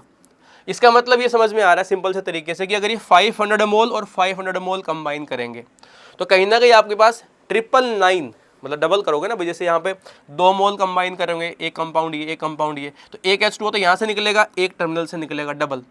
तो एक डाउट तो आता है कि अगर 1000 मोल्स कंबाइन करेंगे तो 1000 निकाले क्या? नहीं, लास्ट वाला नहीं निकलेगा। कौन सा? जब ये चेन आपस में कंबाइन, जो आपके टर्मिनल्स होंगे, जब ये कंबाइन नहीं करेंगे तो वो H2 अभी भी मॉलिक्यूल में बचा रहेगा। मतलब 1000 की बजाय आपके 999 आने चाहिए। ठीक है, ये पॉइंट क्लियर होना चाहिए। जब भी आपस में कंबाइन करेंगे सबसे निकलेगा, लेकिन टर्मिनल्स पे जो होंगे आपके पास, अगर आप इसको चेन की फॉर्म में कनेक्ट करते, साइक्लिक फॉर्म में कन्वर्ट करते, तो हो सकता है कि वो भी निकलता, लेकिन यहाँ पे लिखा है कि असाइक्लिक आपके पास, तो अगर असाइक्लिक है इसका मतलब जो लास्ट वाला मॉलिक्यूल्स का होगा वो आप यहाँ से नहीं निकालोगे। तो अगर आपसे जो पूछा गया कि कितना मास बनेगा, तो सिंपली कैलकुलेट करना उसमें कि जो भी मोलर मास आएगा, जैसे x का जो मोलर मास है आप निकाल सकते हो, तो 500 into molar mass of x plus 500 into molar mass of y minus 999 into 18 जो H2O का मास है, ये सोल्व करना था। तो मोलर मास यहाँ से निकाल सकते हो आप, y का मोलर मास निकाल लो, यहाँ से x का मोलर मास निकाल लो, उसको पुट करेंगे, थोड़ी सी कैलकुलेशन है इसके अंदर, और वहाँ से 999 मल्टीप्लाई बाई 18 हम क्या कर देंगे, माइनस कर देंगे। तो इंपॉर्टेंट कंसेप्ट है, टर्मिनल्स कंबाइन नहीं करी तो वहाँ का एक H2O स्किप होगा, उसको बचाना पड़ेगा, उसको नहीं हटाना आपको, ठीक है। तो ऑर्गेनिक की रिएक्शंस प्लस पॉलीमर, थोड़ी सी चीज़ ट्रेंड में है, ध्यान रखना, आगे भी एग्जाम्स में ध्यान रखना इस चीज़ को। तो उसमें आपके पास इन एग्जाम्पल्स में पहले रिएक्शंस कराते हैं और फिर थोड़ा सा स्टोइसियोमेट्री बोल लो, उसको कनेक्ट कर दिया इसके अंदर कि जो मोल कॉन्सेप्ट का तरीका है वो यहाँ पे लगा लिया है। और ये जैसे परसेंटेज यील्ड, आपका मोल कॉन्सेप्ट प्लस ऑर्गेनिक, ये मिक्सिंग आजकल ट्रेंड में चल रही है, मेंस के अंदर भी एडवांस के अंदर भी, ठीक है। चलो आगे चलो, नेक्स्ट एग्जाम्पल आपके पास 2 वोलेटाइल लिक्विड है, ए और बी, आइडियल सोल्यूशन बनाते हैं, ठीक है भाई, आइडियल सोल्यूशन बन गया। Consider a 5 molal solution of be in A, important word है, मतलब बी मेरे पास यहाँ पे होगा सोल्यूट और ए मेरे पास होगा सोलवेंट, ठीक है। Inside a close container having total vapour pressure, मतलब ये आपको न्यूमेरिकल में पीटी बोल लो उसको या पीएस बोल लो, वो आपको 100 दे दिया। मरकरी मतलब mmHg दिया है। वेपर प्रेशर ऑफ प्योर ए, मतलब न्यूमेरिकल में पी नोट ए भी आपको दिया है 105, ठीक है। और ये कुछ कांस्टेंट वगैरह दे रखे होंगे, इनके मोलर मास दिया, डेंसिटी आपको दी है, और कुछ एग्जांपल एक्चुअल पैराग्राफ का आया, उसमें 2 पार्ट है, एक 15 एक नेक्स्ट वाला जो एग्जांपल है वो भी इसी का ही है। The ratio of the molar volume of pure be in vapour phase two it's molar volume in liquid phase. देखो सबसे पहले फिजिकल में यही करो जो पूछा, पहले उस पर आते हैं। अब इन्फॉर्मेशन तो बहुत सारी है, मैं डायरेक्टली इन्फॉर्मेशन ढूंढूंगा तो मेरा टाइम वेस्ट होगा, तो मैं पहले उस पर आऊँ कि पूछना क्या चाह रहा है न्यूमेरिकल में। जैसे 15 में पूछा है कि मोलर वॉल्यूम प्योर बी का बताओ वेपर फेज में, मतलब मोलर वॉल्यूम को मैं ऐसे लिख रहा हूँ, ये वेपर फेज का अपॉन मोलर वॉल्यूम बी का आपके पास लिक्विड फेज का, ये आपसे पूछ रहा है, ठीक है। चलो अब इन्फॉर्मेशन देखते हैं। अब मेरे को ये सोच के बताओ, प्योर बी है पहली बात, प्योर बी और वो भी वेपर फेज में, वेपर मतलब गैस, अगर गैसेस पार्ट के लिए अगर आइडियल वर्ड वहाँ लिख दिया तो हम नॉर्मली आइडियल गैसिफिकेशन लगा सकते हैं। इसका मतलब अगर मैं इस वैल्यू को टारगेट करता हूँ, तो अगर PV इक्वल टू NRT आप यहाँ पे लगाओगे, मोलर वॉल्यूम को मतलब मैं V/N लिख सकता हूँ कि नंबर ऑफ मोल्स से डिवाइड कर दूँ अगर मैं, तो वो मोलर वॉल्यूम ही तो बनेगा, इसी को मैंने बोल दिया मोलर वॉल्यूम। अब R की वैल्यू आपको दे रखी है, टेम्परेचर भी आपको दे रखा है, मुझे चाहिए अगर प्योर बी है, इसका मतलब ये वैल्यू कौन सी आनी चाहिए, P0 भी आनी चाहिए, अकेले बी का प्रेशर, वो न्यूमेरिकल में नहीं दिया है, तो यहाँ से क्लिक करेगा, इसका मतलब कहीं ना कहीं न्यूमेरिकल में P0 बी को भी ढूंढना पड़ेगा आपको, ठीक है। उसके बाद molar volume in liquid phase, अभी लिक्विड फेज कैसे निकालें, मोलर मास दे रखा है, देखो बी का मोलर मास आपको दे रखा है और आपको डेंसिटी भी दी है उसकी, तो जैसे मोलर मास होता है पर मोल, ऐसे ही मैं वहाँ पे मोलर वॉल्यूम भी बोल सकता हूँ डेंसिटी की हेल्प से, मतलब जो सेकंड पार्ट है वो तो आराम से सोल्व हो जाएगा, उसमें डेंसिटी को यूज करके उसका मोलर वॉल्यूम निकाल लेंगे, लिक्विड फेज का जाएगा। लेकिन जो ऊपर वाला पार्ट है उसमें हमें P0 भी मतलब सोल्यूशन का राउल्स लॉ वाले पे जाना पड़ेगा। चलो आते हैं उसके ऊपर। तो राउल्स लॉ में ये कहता था कि आपके पास जो PS है न्यूमेरिकल में वो दिया है P0 A काई A प्लस P0 B और ये काई B। PS मेरे को दे रखा है, P0 A दे रखा है, काई और काई भी नहीं है। चलो मोलैलिटी पे आते हैं। मोलैलिटी में बोला है कि 5 मोलल, इसका मतलब मैं ऐसा लिख दूं 5 mole of B is present in 1000 gram of A। कि A का अगर मैं 1000 ग्राम लेता हूं तो उसमें जो आपके B के होने चाहिए 5 मोल्स होने चाहिए। तो एक इन्फॉर्मेशन तो मिल गई, B के जो मोल्स है भाई वो तो 5 है, A के मोल्स कितने आएंगे, तो 1000 अपॉन मोलर मास दिया उसका 50 दे रखा है, ये बन गया आपके पास 20। तो इसका मतलब यहाँ से काई A निकाल सकते हो 20 अपॉन 25, काई B निकाल सकते हो 5 अपॉन 25, ये बन जाएंगे। वैल्यू पुट करो, ये दे रखा है आपको 100, P0 A आपके पास है 105, उसका मोल फ्रैक्शन आपको आ गया 20 upon 25 plus P naught B मुझे निकालना है और ये आ जाएगा 5/25। इस वैल्यू को सोल्व करोगे तो आई थिंक ये 4 और 5 पे कटेगा, तो ये 4 5 पे काटोगे तो 21 84 प्लस पी नोट बी और ये 1/5, तो ये बनेगा 16। पी नोट बी जो न्यूमेरिकल में निकल के आएगा वो आएगा आपका 80 mm ऑफ Hg। अब ये दिमाग में क्लिक करेगा कि जब मैं पहले जो पूछा उस पे जाऊंगा फिर मुझे रिलेट करना शुरू होगा, अच्छा ये भी न्यूमेरिकल में यूज़ करना है। अब स्टार्टिंग में इसको सोल्व करके बैठ जाऊँ, पता लगे न्यूमेरिकल में पूछा कुछ और हो तो टाइम वेस्ट होता है। इसलिए मैंने देखा कि पहले यहाँ पे मोलर वॉल्यूम पूछा प्योर बी का, मतलब गैसियस फेज की बात कर रहा होगा, तो वहाँ पे मैंने आइडियल इक्वेशन लगाई, उसके अंदर जो जो रिक्वायर्ड था मैंने वो ढूंढे, तो वहाँ से पी नोट भी अपने को चाहिए था। तो यहाँ से मैं इसका मोलर वॉल्यूम निकाल सकता हूँ। आर की वैल्यू दे रखी है आपको 0.08। अब गलती क्या होगी, लीटर एटमॉस्फेयर में दे रखी है, टेम्परेचर आपका 300 और ये आया आपका 80, तो इसको 760 से डिवाइड करना पड़ेगा, तो वो मैं यहाँ पे लिख रहा हूँ भाई, 760 यहाँ पे आएगा, मैंने वहाँ भेज दिया। तो मोलर वॉल्यूम बन जाएगा आपके पास वेपर फेज का 8/100 300 760/80, तो ये वैल्यू कैंसिल आउट, ये कटेगा 10 पे, तो ये आएगा आपके पास 228 बन जाना चाहिए, 76 है ना, हाँ 228 लीटर, 228 लीटर ये बनेगा। लिक्विड का कैसे निकालोगे, जो आपकी डेंसिटी होती है मास अपॉन वॉल्यूम, तो अगर मैं यहाँ पे वॉल्यूम निकालना चाहूँगा तो ये क्या बन जाएगी, मास अपॉन डेंसिटी। तो अगर मोलर मास यूज करोगे तो मोलर वॉल्यूम निकल के आ जाएगा। ये वैल्यू कैसे निकालेंगे भाई, मोलर मास आपको दे रखा है बी का 57 डिवाइडेड बाई डेंसिटी है आपकी 0.05 ग्राम पर ml, ध्यान रखना पर ml दे रखी है, तो 57 × 10/5, तो ये आएगा आपका 114 ml, 114 ml ये बनेगा। दोनों वैल्यू मैंने निकाल ली, तो इसके बाद में हम इसको रेशियो निकालना था, तो 228 लीटर को मैं यहाँ पे लिख रहा हूँ, ml में कन्वर्ट कर रहा हूँ, तो ये बन जाएगा आपका डबल पे कट रहा है तो आपका आंसर आएगा 2000। ठीक है, आपका आंसर कितना बन जाएगा 2000। तो न्यूमेरिकल में दोनों स्टेट का आपके वेपर फेज लिक्विड फेज का पूछा गया वॉल्यूम का रेशो, तो हमने एक बार आइडियल गैस इक्वेशन से निकाल लिया, एक बार डेंसिटी को यूज करके मोलर मास यूज करते हुए निकाल लिया।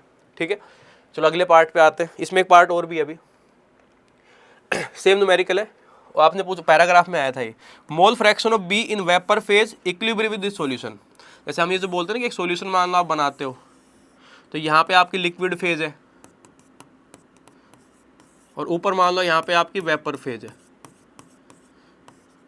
तो लिक्विड फेज के मोल फ्रैक्शन को तो हम बोल देते हैं काई ए काई बी से रिप्रेजेंट कर देते हैं। अब यहाँ पे नॉर्मली हम उसको वाई ए और वाई बी बोल देते हैं, ऐसे भी लिख देते हैं उसको, या फिर सिंपल आप वेपर के लिए बी लगा दोगे। तो इसका तरीका देखो, उसने पूछा है कि आपके पास बी का ही पूछा है, तो इसका कंसेप्ट ये होता है कि जब आप इस पर राउल्ट्स लॉ लगाते हो तो भी वेपर फेज का वहां से प्रेशर पर चलेगा बी का, डाल्टन्स लॉ लगाओगे तब भी सेम ही वैल्यू निकल के आएगी। मतलब यहाँ पे राउल्ट्स लॉ और डाल्टन्स लॉ की स्टेटमेंट को बराबर पुट करना होता है। इसका मतलब यहाँ पे जो भी कंपोनेंट का पूछा होगा ये स्टेटमेंट होती है राउल्ट्स लॉ की, और अगर आपका P T into Y B ये आपको पुट करना होगा।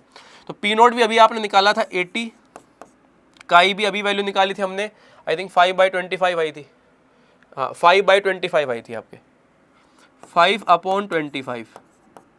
और पीटी कितना निकल के आया था आपके पास, यहाँ पे पीटी हमने 100 निकाला था, 100 दिया था ना न्यूमेरिकल में, हाँ 100 mm दे रखा आपको, ठीक है।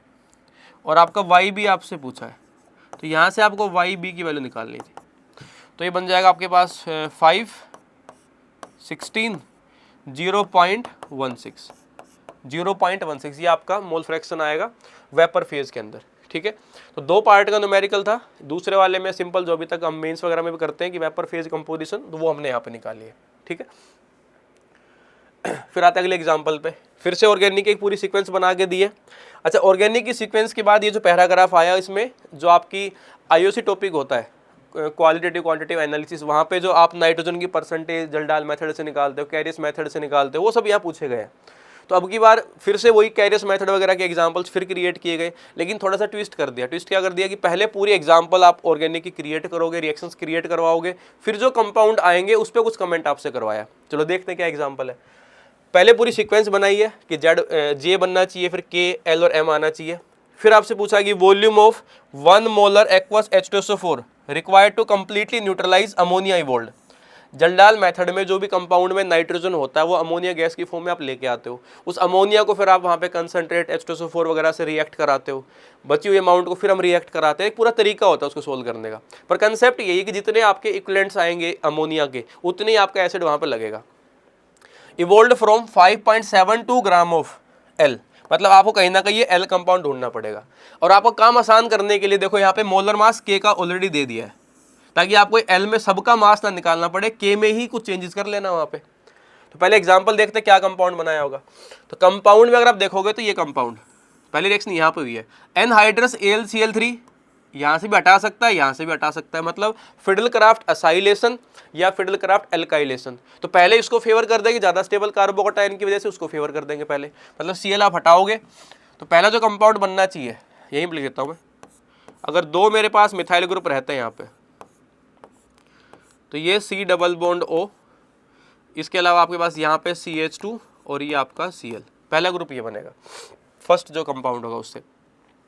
Na हीट, ये तो बेस्ट है, आपके पास क्लोरीन को हटा के आप आयोडीन लगाओगे, I- लगाओगे, SN2 रिएक्शन, और SN2 को और इंक्रीज करने के लिए साथ में आपने C double bond O group भी लगा दिया, रेट और बढ़ाएगा उसकी, C डबल बॉन्ड O, ये आपका CH2 और ये आपका I कंपाउंड, ठीक है, आयोडीन लगा दिया आपने।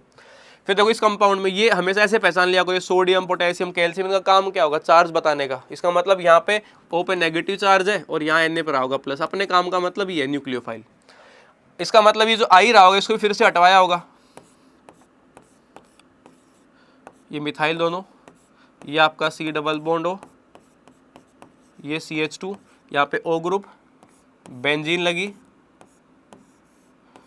उसके बाद यहाँ पे इसके मेटा पे था नाइट्रो ग्रुप ये कंपाउंड, ये कहीं ना कहीं आपका J बना होगा ये कंपाउंड, ठीक है। तो पहले फिडलक्राफ्ट रिएक्शंस करवाई, फिर आपका SN2 करवाया, फिर एक बार SN2 करवाया, आयोडीन को हटा के आपने ये ग्रुप लगा दिया, ये कंपाउंड J आ गया। अब कह रहा है कि NaBH4 यूज कर लो। NaBH4 मेनली आप रिडक्शन के लिए यूज करते हो, ज़्यादा यूज जो करते हो एल्डिहाइड कीटोन्स के लिए हम करते हैं। इसका मतलब ये जो कीटोन ग्रुप होगा इसका कहीं ना कहीं रिडक्शन करवाया होगा, रिडक्शन करवाओगे तो आपके पास यहाँ पे बेंजीन, ये आपका CH, ये आपका OH ग्रुप,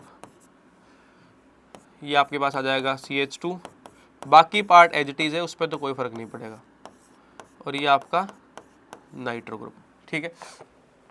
PbR3, OH को हटा के यहाँ पे क्या लगा देंगे, ब्रोमीन, जैसे PCl5 PbR3 सब जो एग्जाम्पल होते हैं अल्कोहल की रिएक्शन के होते हैं करा के, मतलब ये जो कंपाउंड अगर मैं यहाँ Br लगा दूंगा तो वो कंपाउंड बन जाएगा मेरे पास। तो मैं डायरेक्टली इसको क्या कर रहा हूँ, ब्रोमीन लगा के लिख रहा हूँ, बिकॉज वही मुझे चाहिए जो K कंपाउंड है। मैं OH को हटा के यहाँ पे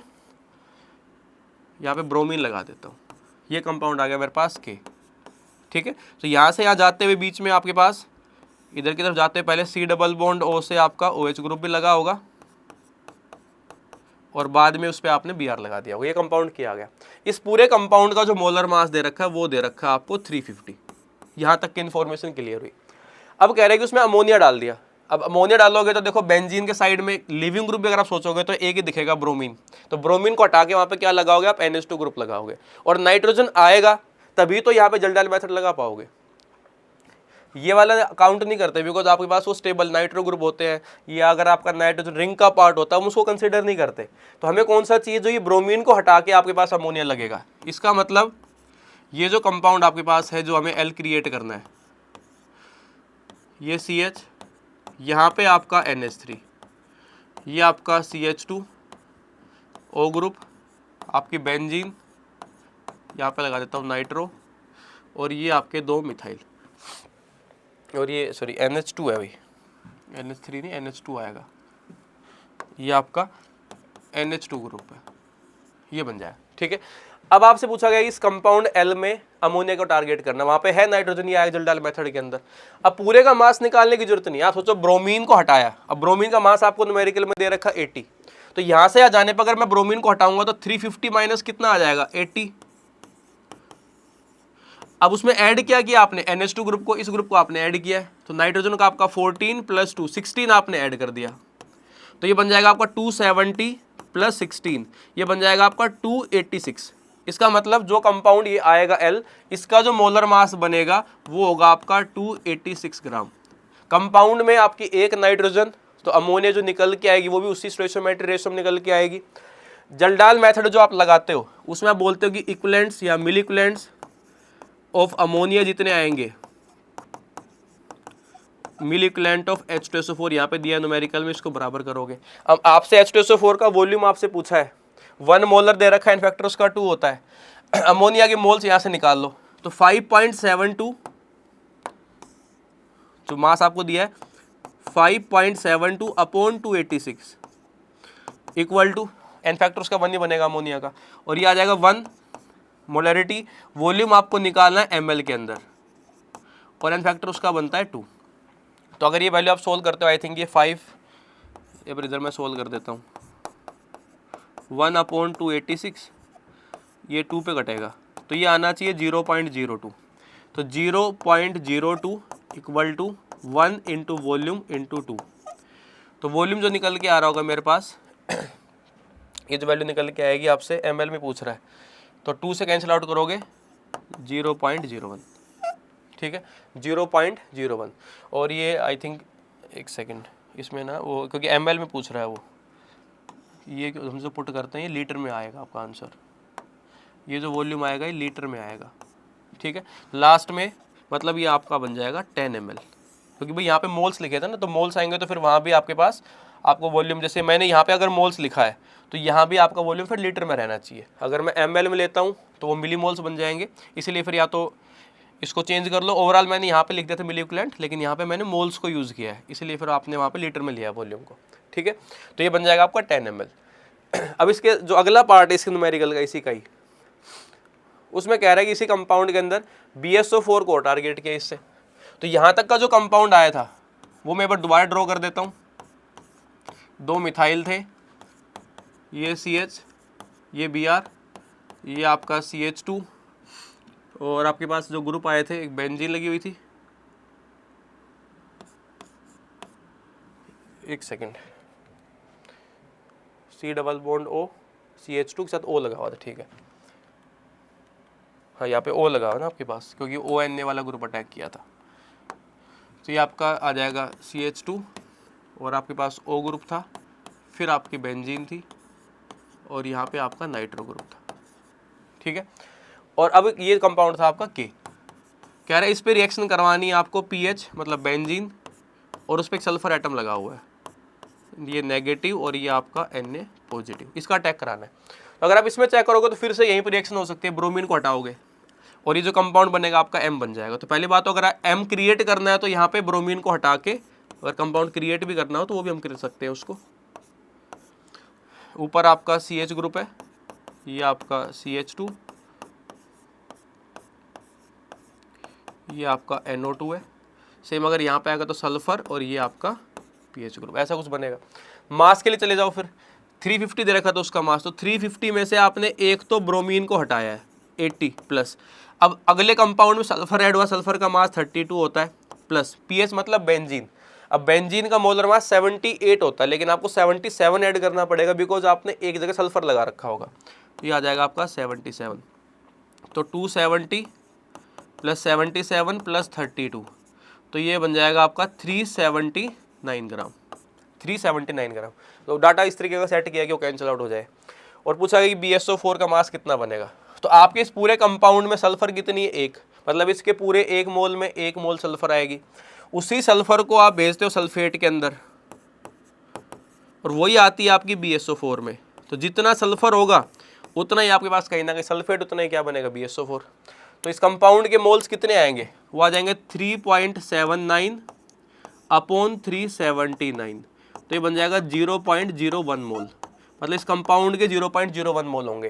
तो सल्फर के भी इतने ही आएंगे, सल्फेट के भी इतने आएंगे, BSO4 के भी इतने आएंगे। इसका मतलब मोल्स ऑफ BSO4 वो न्यूमेरिकल में आएंगे 0.01। मास आपसे पूछा बेरियम का दे रखा है तो 137 प्लस सल्फेट का होता है 96, तो ये बन जाएगा 233। तो मल्टीप्लाई कर दोगे आप उसको 233 से, तो 2.33 ग्राम ये बन जाएगा, ठीक है। 2.33 ग्राम आपके पास बनेगा। तो ये सारे एग्जाम्पल्स अपने पास थे जो आपकी जेई एडवांस के अंदर पेपर 2 आपका हुआ था उसके अंदर आए थे। ठीक है, तो आई होप ये कुछ चीज़ें आपको हेल्प करेंगी। जो बच्चे आगे जाके एग्जाम को देंगे वो भी इसको देख सकते हैं, आपको एक इंसाइट मिलेगी किस टाइप के एग्जाम्पल्स क्रिएट किए जाते हैं एडवांस के अंदर, क्योंकि चैलेंज और जो कंपटीशन वो आपको भी फेस करना है। ठीक है, तो बाकी ऐसी चीज़ों के लिए आप जुड़े रहिए वीएमसी के विद्या मंदिर क्लासेस के यूट्यूब चैनल पे। Thank you.